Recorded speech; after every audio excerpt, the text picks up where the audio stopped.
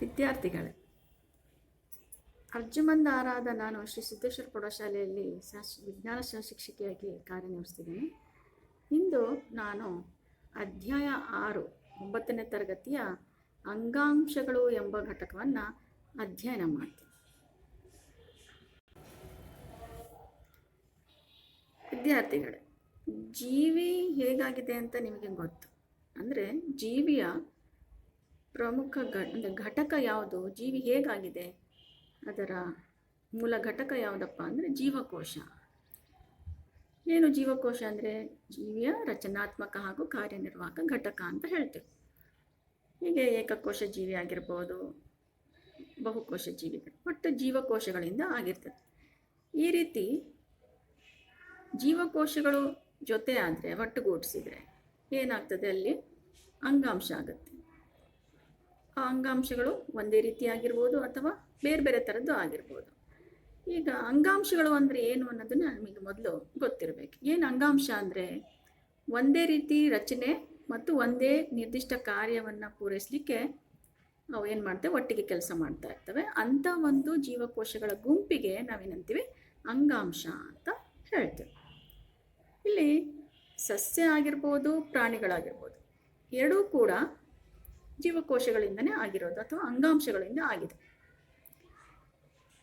ಹಾಗಾದರೆ ಸಸ್ಯ ಮತ್ತು ಪ್ರಾಣಿ ಎರಡೂ ಒಂದೇ ರೀತಿಯ ಅಂಗಾಂಶಗಳಿಂದ ಆಗಿದವ ಅಂತ ನೀವು ಯೋಚನೆ ಮಾಡ್ತೀರಿ.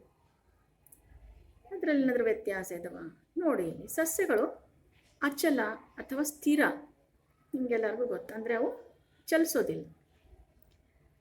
ಸಸ್ಯಗಳು ಇರುವಂಥ ಬಹುತೇಕ ಅಂಗಾಂಶಗಳು ಏನಾಗ್ತವಪ್ಪ ಅಂದರೆ ಸಸ್ಯಕ್ಕೆ ಆಧಾರವನ್ನು ಒದಗಿಸುವಂತಹ ಅಂಗಾಂಶಗಳು ಅಂತ ಹೇಳ್ತೀವಿ. ಅಂದರೆ ಆ ಸಸ್ಯಕ್ಕೆ ಅವು ದೃಢತೆಯನ್ನು ನೀಡ್ತವೆ. ಆಮೇಲೆ ಸಸ್ಯಗಳಲ್ಲಿ ನಾವೇನು ಮಾಡ್ತೀವಿ, ಬಹಳಷ್ಟು ಮೃತ ಅಂಗಾಂಶಗಳನ್ನು ಕಾಣ್ತೀವಿ. ಏಕೆಂದರೆ ಜೀವಂತ ಜೀವಕೋಶಗಳಂತೆ ಮೃತ ಕೋಶಗಳು ಕೂಡ ಈ ಸಸ್ಯಗಳಿಗೆ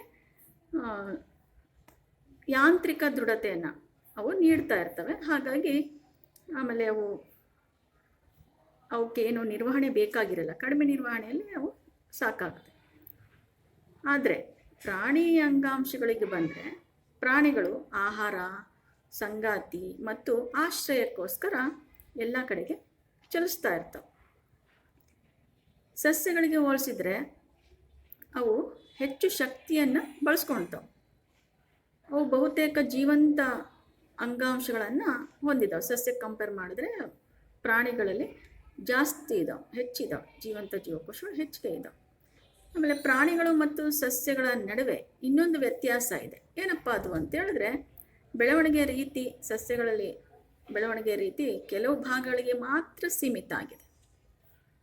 ಆದರೆ ಪ್ರಾಣಿಗಳಲ್ಲಿ ಹಂಗಲ್ಲ. ಸಸ್ಯಗಳಲ್ಲಿರುವ ಕೆಲವು ಅಂಗಾಂಶಗಳು ಜೀವಮಾನ ಇಡೀ ಏನಾಗ್ತಾ ಇರ್ತವೆ, ವಿಭಜನೆ ಹೊಂದುತ್ತಾನೇ ಇರ್ತವೆ. ಈ ಅಂಗಾಂಶಗಳು ಕೆಲವು ಭಾಗದಲ್ಲಿ ಸಾಮಾನ್ಯವಾಗಿ ಕಂಡುಬರ್ತವೆ. ಈ ಅಂಗಾಂಶಗಳ ವಿಭಜನೆ ಸಾಮರ್ಥ್ಯವನ್ನು ಆಧರಿಸಿಬಿಟ್ಟು ನಾವೇನು ಮಾಡ್ತೀವಿ, ಸಸ್ಯ ಅಂಗಾಂಶವನ್ನು ಅವು ಬೆಳವಣಿಗೆ ಅಥವಾ ವರ್ಧನ ಅಂಗಾಂಶ ಅಂದರೆ ಮೆರಿಸ್ಟಮ್ಯಾಟಿಕ್ ಟಿಶ್ಯೂ ಅಂತಲೂ ಅದಕ್ಕೆ ಕರಿತೀವಿ. ಮತ್ತು ಇನ್ನೊಂದು ವಿಧದ್ದೇನಪ್ಪ ಅಂದರೆ ಶಾಶ್ವತ ಅಂಗಾಂಶ ಎಂದು ವರ್ಗೀಕರಣ ಮಾಡಿದ್ದೀವಿ. ಪ್ರಾಣಿಗಳಲ್ಲಿ ನೋಡಿದ್ರೆ ಜೀವಕೋಶದ ಬೆಳವಣಿಗೆಯು ಬಹುತೇಕ ಏನಾಗಿರ್ತದೆ, ಏಕರೂಪ ಆಗಿ ಕಂಡು. ಆದ್ದರಿಂದ ಪ್ರಾಣಿಗಳ ದೇಹದಲ್ಲಿ ಕೋಶ ವಿಭಜಿಸುವ ಭಾಗ ಮತ್ತು ವಿಭಜನೆ ಆಗದ ಭಾಗ ಎಂದು ಎರಡು ಗುರುತಿಸುವಿಕೆ ನಾವು ಇಲ್ಲಿ ನೋಡಲಿಕ್ಕೆ ಸಿಗಲ್ಲ, ಅಂದರೆ ಕಂಡು ಬರಲ್ಲ ಇಲ್ಲಿ ಪ್ರಾಣಿಗಳಲ್ಲಿ. ಅತ್ಯಂತ ಮೇಲ್ಮಟ್ಟದ ಸಸ್ಯಕ್ಕೆ ಹೋಲಿಸಿದರೆ ಮೇಲ್ಮಟ್ಟದ ಪ್ರಾಣಿಗಳಲ್ಲಿ ಅಂಗಗಳು ಮತ್ತು ಅಂಗವ್ಯೂಹಗಳ ರಚನೆ ಅಂತ ಒಂದು ವ್ಯವಸ್ಥೆ ಹೆಚ್ಚು ವಿಶಿಷ್ಟತೆಯನ್ನು ಪಡೆದಿರೋದು ಮತ್ತು ನಿರ್ದಿಷ್ಟ ಅದಕ್ಕೋಸ್ಕರ ಕೆಲವು ಭಾಗಗಳಿರೋದು ಸಹ ನೀವು ಪ್ರಾಣಿಗಳಲ್ಲಿ ನೋಡ್ತೀವಿ.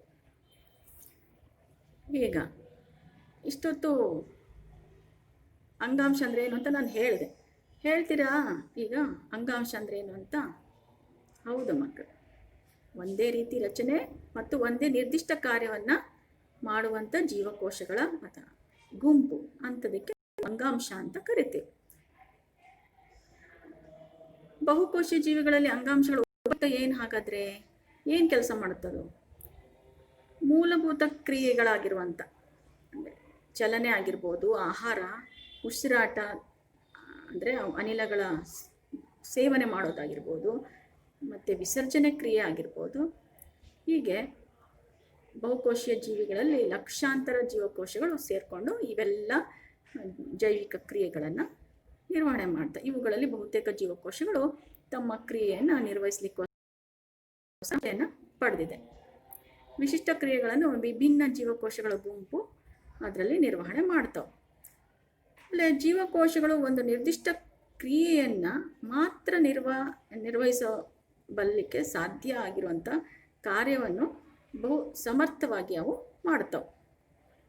ಉದಾಹರಣೆಗೆ ಹೇಳಬೇಕು ಅಂತ ಹೇಳಿದ್ರೆ, ಮನುಷ್ಯರಲ್ಲಿ ಸ್ನಾಯು ಕೋಶಗಳು ಏನಾಗ್ತಾ ಇರ್ತವೆ, ಅವು ಸಂಕೋಚನೆ ಆಗ್ತವೆ, ವಿಕಸನೆ ಆಗ್ತವೆ. ಈಗ ಸಂಕೋಚನೆ ವಿಕಸನೆ ಆಗಿಬಿಟ್ಟು ಚಲನೆಗೆ ಕೂಡ ಇವು ಕಾರಣ ಆಗಿದ್ದಾವೆ.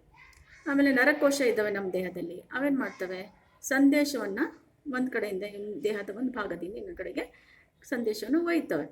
ಆಮೇಲೆ ಆಕ್ಸಿಜನ್, ಆಹಾರ, ಹಾರ್ಮೋನ್ಸು, ಹೀಗೆ ಭಾಳಷ್ಟು ಕೆಲವು ವ್ಯರ್ಥ ಪದಾರ್ಥ ಸಾಗಿಸ್ಲಿಕ್ಕೂ ಕೂಡ ಏನಾಗ್ತಾಯಿದೆ, ನಮ್ಮ ದೇಹದಲ್ಲಿ ರಕ್ತ ಸಂಚಾರ ಆಗ್ತಾಯಿದೆ. ಹೀಗೆ ಅನೇಕ ಕ್ರಿಯೆಗಳು ನಡೀತಾನೆ ಇದ್ದಾವೆ. ಸಸ್ಯಗಳಲ್ಲಿ ವಾಹಕ ಅಂಗಾಂಶ ಆಹಾರ, ನೀರನ್ನು ಸಸ್ಯದ ಒಂದು ಭಾಗದಿಂದ ಇನ್ನೊಂದು ಭಾಗಕ್ಕೆ ತಗೊಂಡು ಹೋಗ್ಬೇಕಂದ್ರೆ ಅದರಲ್ಲೂ ಕೂಡ ಕೆಲವು ವಿಶಿಷ್ಟವಾಗಿರುವಂಥ ಅಂಗಾಂಶಗಳಿದ್ದಾವೆ. ಹೀಗೆ ಬಹುಕೋಶ ಜೀವಿಗಳಲ್ಲಿ ಕಾರ್ಯದ ಹಂಚಿಕೆ ನಾವು ನೋಡ್ತೀವಿ. ಈಗ ಮೊದಲಿಗೆ ಸಸ್ಯಗಳಿಂದ ಪ್ರಾರಂಭಿಸೋಣ. ಅಂಗಾಂಶಗಳಿಂದ. ಸಸ್ಯ ಅಂಗಾಂಶಗಳೆಂದರೆ ಏನು, ಅದರಲ್ಲಿ ಎಷ್ಟು ವಿಧಗಳಿದ್ದಾವೆ, ಅವುಗಳ ಕಾರ್ಯ ಏನು ಅನ್ನೋದನ್ನು ಈಗ ತಿಳಿಯೋಣ. ಸಸ್ಯ ಅಂಗಾಂಶಗಳು, ಅದರಲ್ಲಿ ನಾವು ಮೊದಲನೇದಾಗಿ ವರ್ಧನ ಅಂಗಾಂಶ ಅಂತ ಓದ್ತೀವಿ. ಅಂದರೆ ಈ ವರ್ಧನ ಅಂಗಾಂಶ ಸಸ್ಯದ ನಿರ್ದಿಷ್ಟ ಭಾಗಗಳಲ್ಲಿ ಕಂಡುಬರುವಂಥ ಒಂದು ಜೀವಂತ ಜೀವಕೋಶಗಳಿಂದ ಆಗಿರುವಂಥ ಅಂಗಾಂಶ. ಇದು ಜೀವಂತ ಜೀವಕೋಶಗಳಿಂದ ಆಗಿರೋದ್ರಿಂದ ಅಂದರೆ ಇದರಲ್ಲಿ ನಿರಂತರವಾಗಿ ವಿಭಜನೆ ಆಗ್ತಾನೇ ಇರ್ತದೆ. ವಿಭಜನೆ ಹೊಂದುವಂಥ ಅಂಗಾಂಶಗಳನ್ನು ನಾವೇನಂತ ಕರಿತೀವಿ, ವರ್ಧನ ಅಂಗಾಂಶ ಅಥವಾ ಮೆರಿಸ್ಟಮ್ಯಾಟಿಕ್ ಟಿಶ್ಯೂ ಅಂತಲೂ ಕರಿತೀವಿ. ಈ ವರ್ಧನ ಅಂಗಾಂಶ ಏನಕ್ಕೆ ಬೇಕು ನಮಗೆ, ಅಥವಾ ಸಸ್ಯಗಳಲ್ಲಿ ಏನು ಕಾರ್ಯ ಮಾಡುತ್ತಪ್ಪ ಅಂದರೆ ಇದು ಬೆಳವಣಿಗೆಗೆ ಸಹಾಯ ಮಾಡುವಂಥ ಒಂದು ಅಂಗಾಂಶ ಅಂತ ಹೇಳ್ಬೋದು. ವರ್ಧನ ಅಂಗಾಂಶದಿಂದ ಉತ್ಪತ್ತಿಯಾಗುವಂಥ ಹೊಸ ಜೀವಕೋಶಗಳು ಪ್ರಾರಂಭದಲ್ಲಿ ವರ್ಧನ ಅಂಗಾಂಶದ ಜೀವಕೋಶಗಳ ಹಂಗೆ ಇರ್ತವೆ. ಆದರೆ ಅವು ಬೆಳೀತಾ ಅಂದರೆ ಸಮಯ ಕಳೆದಂತೆಲ್ಲ, ಪ್ರೌಢಾವಸ್ಥೆಗೆ ಅವು ಬಂದಂತೆಲ್ಲ ಏನಾಗುತ್ತೆ, ಅವುಗಳ ಗುಣಲಕ್ಷಣಗಳು ನಿಧಾನವಾಗಿ ಬದಲಾವಣೆ ಆಗ್ತಾ ಹೋಗ್ತವೆ. ಆಮೇಲೆ ಆ ಇತರ ಅಂಗಾಂಶಗಳ ಘಟಕಗಳಾಗಿ ನಾವು ಗುರುತಿಸ್ತೀವಿ. ಈಗ ವರ್ಧನ ಅಂಗಾಂಶದ ವಿಧಗಳಲ್ಲಿ 3 ವಿಧ ಅಂತ ಹೇಳ್ಬೋದು. ಅಂದರೆ ಅವು ಎಲ್ಲಿ ಕಂಡು ಬರ್ತವೆ ಅದರ ಪ್ರಕಾರ ನಾವೇನು ಮಾಡ್ತೀವಿ, ವರ್ಧನ ಅಂಗಾಂಶವನ್ನು 3 ವಿಧ ಅಂತ ಹೇಳ್ತೀವಿ. ಮೊದಲನೇದು ತುದಿ ವರ್ಧನ ಅಂಗಾಂಶ ಅಂತೀವಿ, ಎರಡನೇದನ್ನು ಪಾರ್ಶ್ವವರ್ಧನ ಅಂಗಾಂಶ ಅಂತೀವಿ, ಮೂರನೇದನ್ನು ಅಂತರಗೆಣ್ಣು ವರ್ಧನ ಅಂಗಾಂಶ. ಹೀಗೆ 3 ರೀತಿಯ ವರ್ಧನ ಅಂಗಾಂಶಗಳು ನಾವು ಸಸ್ಯದಲ್ಲಿ ಕಂಡುಬರ್ತವೆ, ನೋಡ್ತೀವಿ. ಹಾಗೆ ತುದಿ ವರ್ಧನ ಅಂಗಾಂಶ ಅಲ್ಲಿ ಹೆಸರೇ ಸೂಚಿಸ್ತಾ ಇದೆ, ತುದಿ ವರ್ಧನ ಅಂಗಾಂಶ. ತುದಿ ಅಂದ್ರೆ ಏನು, ಟಿಪ್, ರೂಟ್ ಟಿಪ್ ಅಥವಾ ಶೂಟ್ ಟಿಪ್ ಅಂತ ಹೇಳ್ತೀವಿ. ಅಂದರೆ ಟಿಪ್, ತುದಿ ವರ್ಧನ ಅಂಗಾಂಶ ಎಲ್ಲಿ ಕಂಡುಬರುತ್ತೆ, ಬೆಳೆಯುತ್ತಿರುವಂತಹ ಭಾಗಗಳು ಯಾವ್ದು ಬೆಳೀತಾ ಇದ್ದಾವೆ ಸಸ್ಯದಲ್ಲಿ, ತುದಿಯಲ್ಲಿ ಯಾವುದು ಕಂಡುಬರ್ತವೆ, ಕಾಂಡದ ತುದಿ ಕಂಡುಬರ್ತದೆ, ಕೆಳಗಡೆಗೆ ಸಸ್ಯದ ತಳಭಾಗದ್ದು ತುದಿ, ಬೇರಿನ ತುದಿ.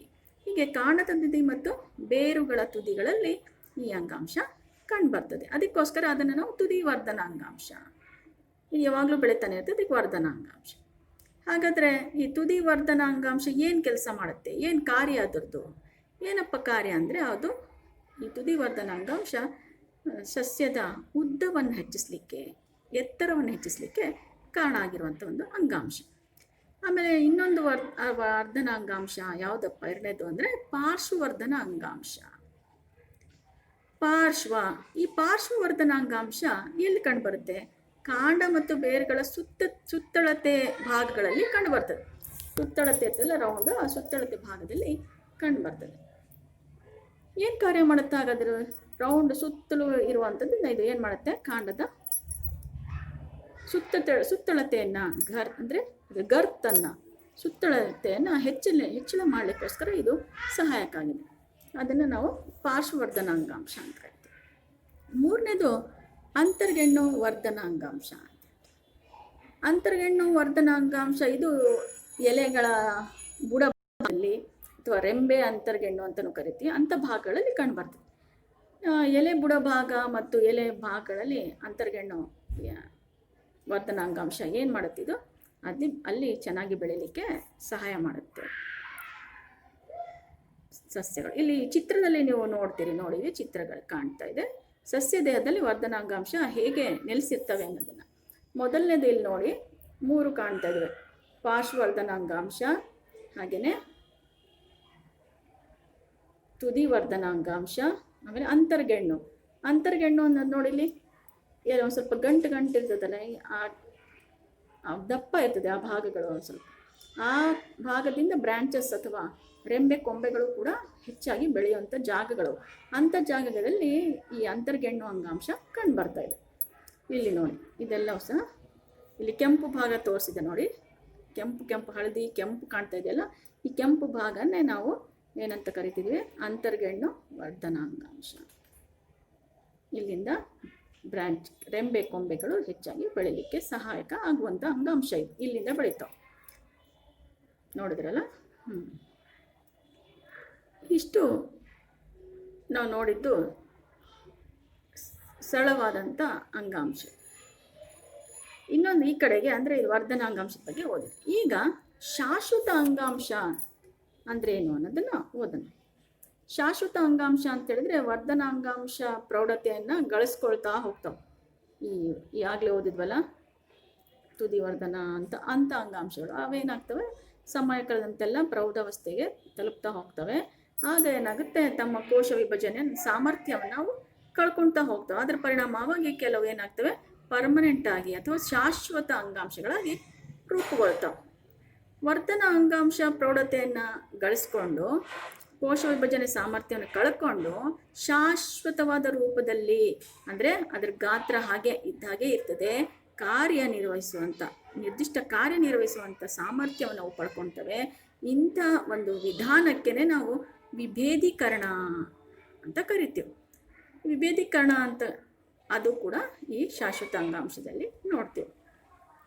ಆಮೇಲೆ ವರ್ಧನಾಂಗಾಂಶ ಜೀವಕೋಶಗಳು ನಾವು ಬೇರೆ ಬೇರೆ ಬಗೆಯದು ನೋಡ್ತಾ ಇದ್ದೀವಿ. ಅಂದರೆ ವಿವಿಧ ಬಗೆಯ ಶಾಶ್ವತ ಅಂಗಾಂಶಗಳನ್ನು ನಾವು ರೂಪುಗೊಳ್ಳೋದನ್ನು ನೋಡ್ಬೋದು. ಇಲ್ಲಿ ಚಿತ್ರದಲ್ಲಿ ಕಾಣ್ತಾ ಇರೋದು ನೋಡಿ, ಇಲ್ಲಿ ಕಾಂಡ ಸೀಳಿಕೆ ನೋಟ. ಇದು ಯಾವ ರೀತಿ ಇದೆ, ಏಕದಳ ಮತ್ತು ದ್ವಿದಳದಿದು. ಈ ದ್ವಿದಳ ಕಾಂಡ ಮತ್ತು ಬೇರು, ಕಾಂಡ ಮತ್ತು ಬೇರಿನ ಅಡ್ಡ ಸಿಳಿಕೆ ಚಿತ್ರ ಇದು. ಇದರಲ್ಲಿ ಕಾಣ್ತಾ ಇದೆ ನೋಡಿ, ಮೇಲ್ಗಡೆಗೆ ಟ್ರೈಕೋಮ್ ಇದೆ, ಅದೇ ರೀತಿ ಇಲ್ಲಿ ಕ್ಯೂಟಿಕಲ್ ಇದೆ, ಎಪಿಡರ್ಮಿಸ್ ಇದೆ, ಹೈಪೋಡರ್ಮಿಸ್ ಅಂತೀವಿ, ಕಾರ್ಟೆಕ್ಸ್ ಅಂತೀವಿ, ಇದು ಎಂಡೋಡರ್ಮಿಸ್, ಫ್ಲೋಯಮ್ ಮೇಲ್ಗಡೆಗೆ ಇದಂತ. ಅದ್ರ ಕೆಳಗೆ ಕೆಂಪುಗ ಕಾಣ್ತಾ ಇದೆ, ಅದು ಝೈಲಮ್, ಕೇಂಬಿಯಮ್, ಹಿಂಗೆ ಅಡ್ಡ ಗೆರೆಗಳು ಕಾಣ್ತಿದೆ, ಅದು ಕಪ್ಪು ಕಲರು, ಅದು ಕೇಂಬಿಯಮ್. ಆಮೇಲೆ ಅದ್ರ ಕೆಳಗೆ ಝೈಲಮ್ ಇದೆ ನೋಡಿ, ಝೈಲಮ್ ಇದೆ. ಆಮೇಲೆ ತಿರುಳು ಇದೆ, ಇದು ಒಳಗಿರೋಂಥದ್ದು ತಿರುಳು ಅಂತ ಕರಿತೀವಿ.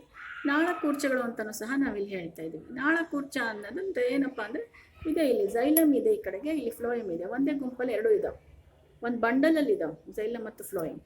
ಇಲ್ಲೂ ಅಷ್ಟೇ, ಇಲ್ಲೂ ಏನಿದೆ, ಝೈಲಮ್ಮು ಮತ್ತು ಫ್ಲೋಯಮ್ 2 ಒಂದೇ ಗುಂಪಲ್ಲಿ ಒಂದೇ ಕಡೆಗೆ ಹೀಗೆ ಬಂಡಲಲ್ಲಿ ಇದ್ದಾವಲ್ಲ, ಅಂಥವನ್ನು ನಾವು ನಾಳಕೂರ್ಚ ಅಂತ ಕರಿತೀವಿ. ಆಮೇಲೆ ಈಗ ಶಾಶ್ವತ ಅಂಗಾಂಶದಲ್ಲಿ ಮತ್ತೆ ನಾವು ವಿಧಗಳನ್ನು ಓದ್ತೀವಿ. ಏನು ಯಾವ್ಯಾವ ವಿಧಗಳು? ಸರಳ ಶಾಶ್ವತ ಅಂಗಾಂಶ ಮತ್ತು ಸಂಕೀರ್ಣ ಶಾಶ್ವತ ಅಂಗಾಂಶ. 2 ಸರಳ ಮತ್ತು ಸಂಕೀರ್ಣ 2 ಅಂಗಾಂಶಗಳನ್ನು ಶಾಶ್ವತ ಅಂಗಾಂಶಗಳು, ಸಸ್ಯದಲ್ಲಿ ಕಂಡುಬರುವಂಥ ಶಾಶ್ವತ ಅಂಗಾಂಶಗಳು.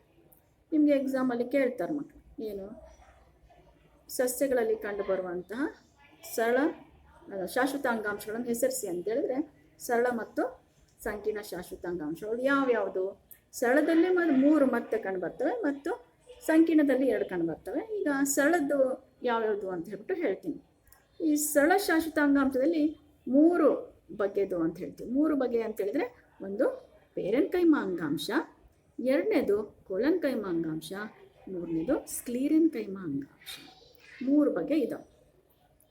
ಈ 3ರಲ್ಲಿ ಈ ಭಾಳ ಇಂಪಾರ್ಟೆಂಟ್ ಇದು ತುಂಬಾ. ಪ್ಯಾರೆನ್ಕೈಮಾ ಅಂಗಾಂಶ, ಕೊಲನ್ಕೈಮಾ ಅಂಗಾಂಶ, ಸ್ಕ್ಲೀರೆನ್ಕೈಮಾ ಅಂಗಾಂಶ 3 ಕೂಡ ನೀವು ಒಟ್ಟಿಗೆ ಹಾಕ್ಕೊಂಡು ಅವೆಲ್ಲದರಲ್ಲಿ ಇರುವಂಥ ವ್ಯತ್ಯಾಸಗಳು ಮತ್ತು ಅದರ ಕಾರ್ಯಗಳನ್ನು ನೀವು ಓದಲೇಬೇಕಾಗುತ್ತೆ. ಮತ್ತು ಅದು ಎಲ್ಲಿ ಅನ್ನೋದು ಸಹ ನೀವು ತಿಳ್ಕೊಂಡಿರ್ಬೇಕು. ಈಗ ಪೇರೆನ್ಕೈಮಾ ಅಂಗಾಂಶ. ಪೇರೆನ್ಕೈಮಾ ಅಂಗಾಂಶ ಅದರ ರಚನೆಯನ್ನು ನೋಡಿರಿ, ಇಲ್ಲಿ ಚಿತ್ರದಲ್ಲಿ ಕಾಣ್ತಾ ಇದೆ. ಚಿತ್ರ ನೋಡಿ ಇಲ್ಲಿ ಹೇಗಿದೆ, ಕೋಶಗಳು ಒಂದೇ ರೀತಿ ಇದಾವೆ ಎಲ್ಲವೂ. ಆಮೇಲೆ ಅದರಲ್ಲಿ ಹೇಗಿದೆ ಭಿತ್ತಿ ನೋಡ್ರಿ, ಕೋಶ ಭಿತ್ತಿ ಭಾಳ ತೆಳುವಾಗಿದೆ. ತೆಳುವಾದ ಕೋಶ ಭಿತ್ತಿಯನ್ನು ಎರಡನೇ ಚಿತ್ರದಲ್ಲಿ ಕಾಣ್ತಾ ಇದೆ ನಿಮ್ಗೆ, ಭಾಳ ತೆಳುವಾದ ಕೋಶ ಭಿತ್ತಿ. ಆಮೇಲೆ ಎರಡನೇ ಚಿತ್ರದಲ್ಲಿ ಇನ್ನೊಂದು ತೋರಿಸಿದೆ, ಇಲ್ಲಿ ಮೊದಲನೇ ಚಿತ್ರ ಮತ್ತು ಎರಡನೇ ಚಿತ್ರ ಎರಡರಲ್ಲೂ ಇದೆ ನೋಡಿ. ಇಲ್ಲಿ ಅಲ್ಲಿ ಡಾರ್ಕ್ ಗ್ರೀನ್, ಲೈಟ್ ಗ್ರೀನ್ ಎರಡು ವ್ಯತ್ಯಾಸ ಇದೆ. ಲೈಟ್ ಗ್ರೀನ್ ಇದೆಯಲ್ಲ ಅದು ಸೆಲ್ಯುಲಾರ್ ಸ್ಪೇಸಸ್ ಅಂತ ಇದೆ, ಅಂದರೆ ಏನವು ಅಂತರ್ಕೋಶೀಯ ಅವಕಾಶಗಳು, ಅಂದರೆ ಖಾಲಿ ಜಾಗ.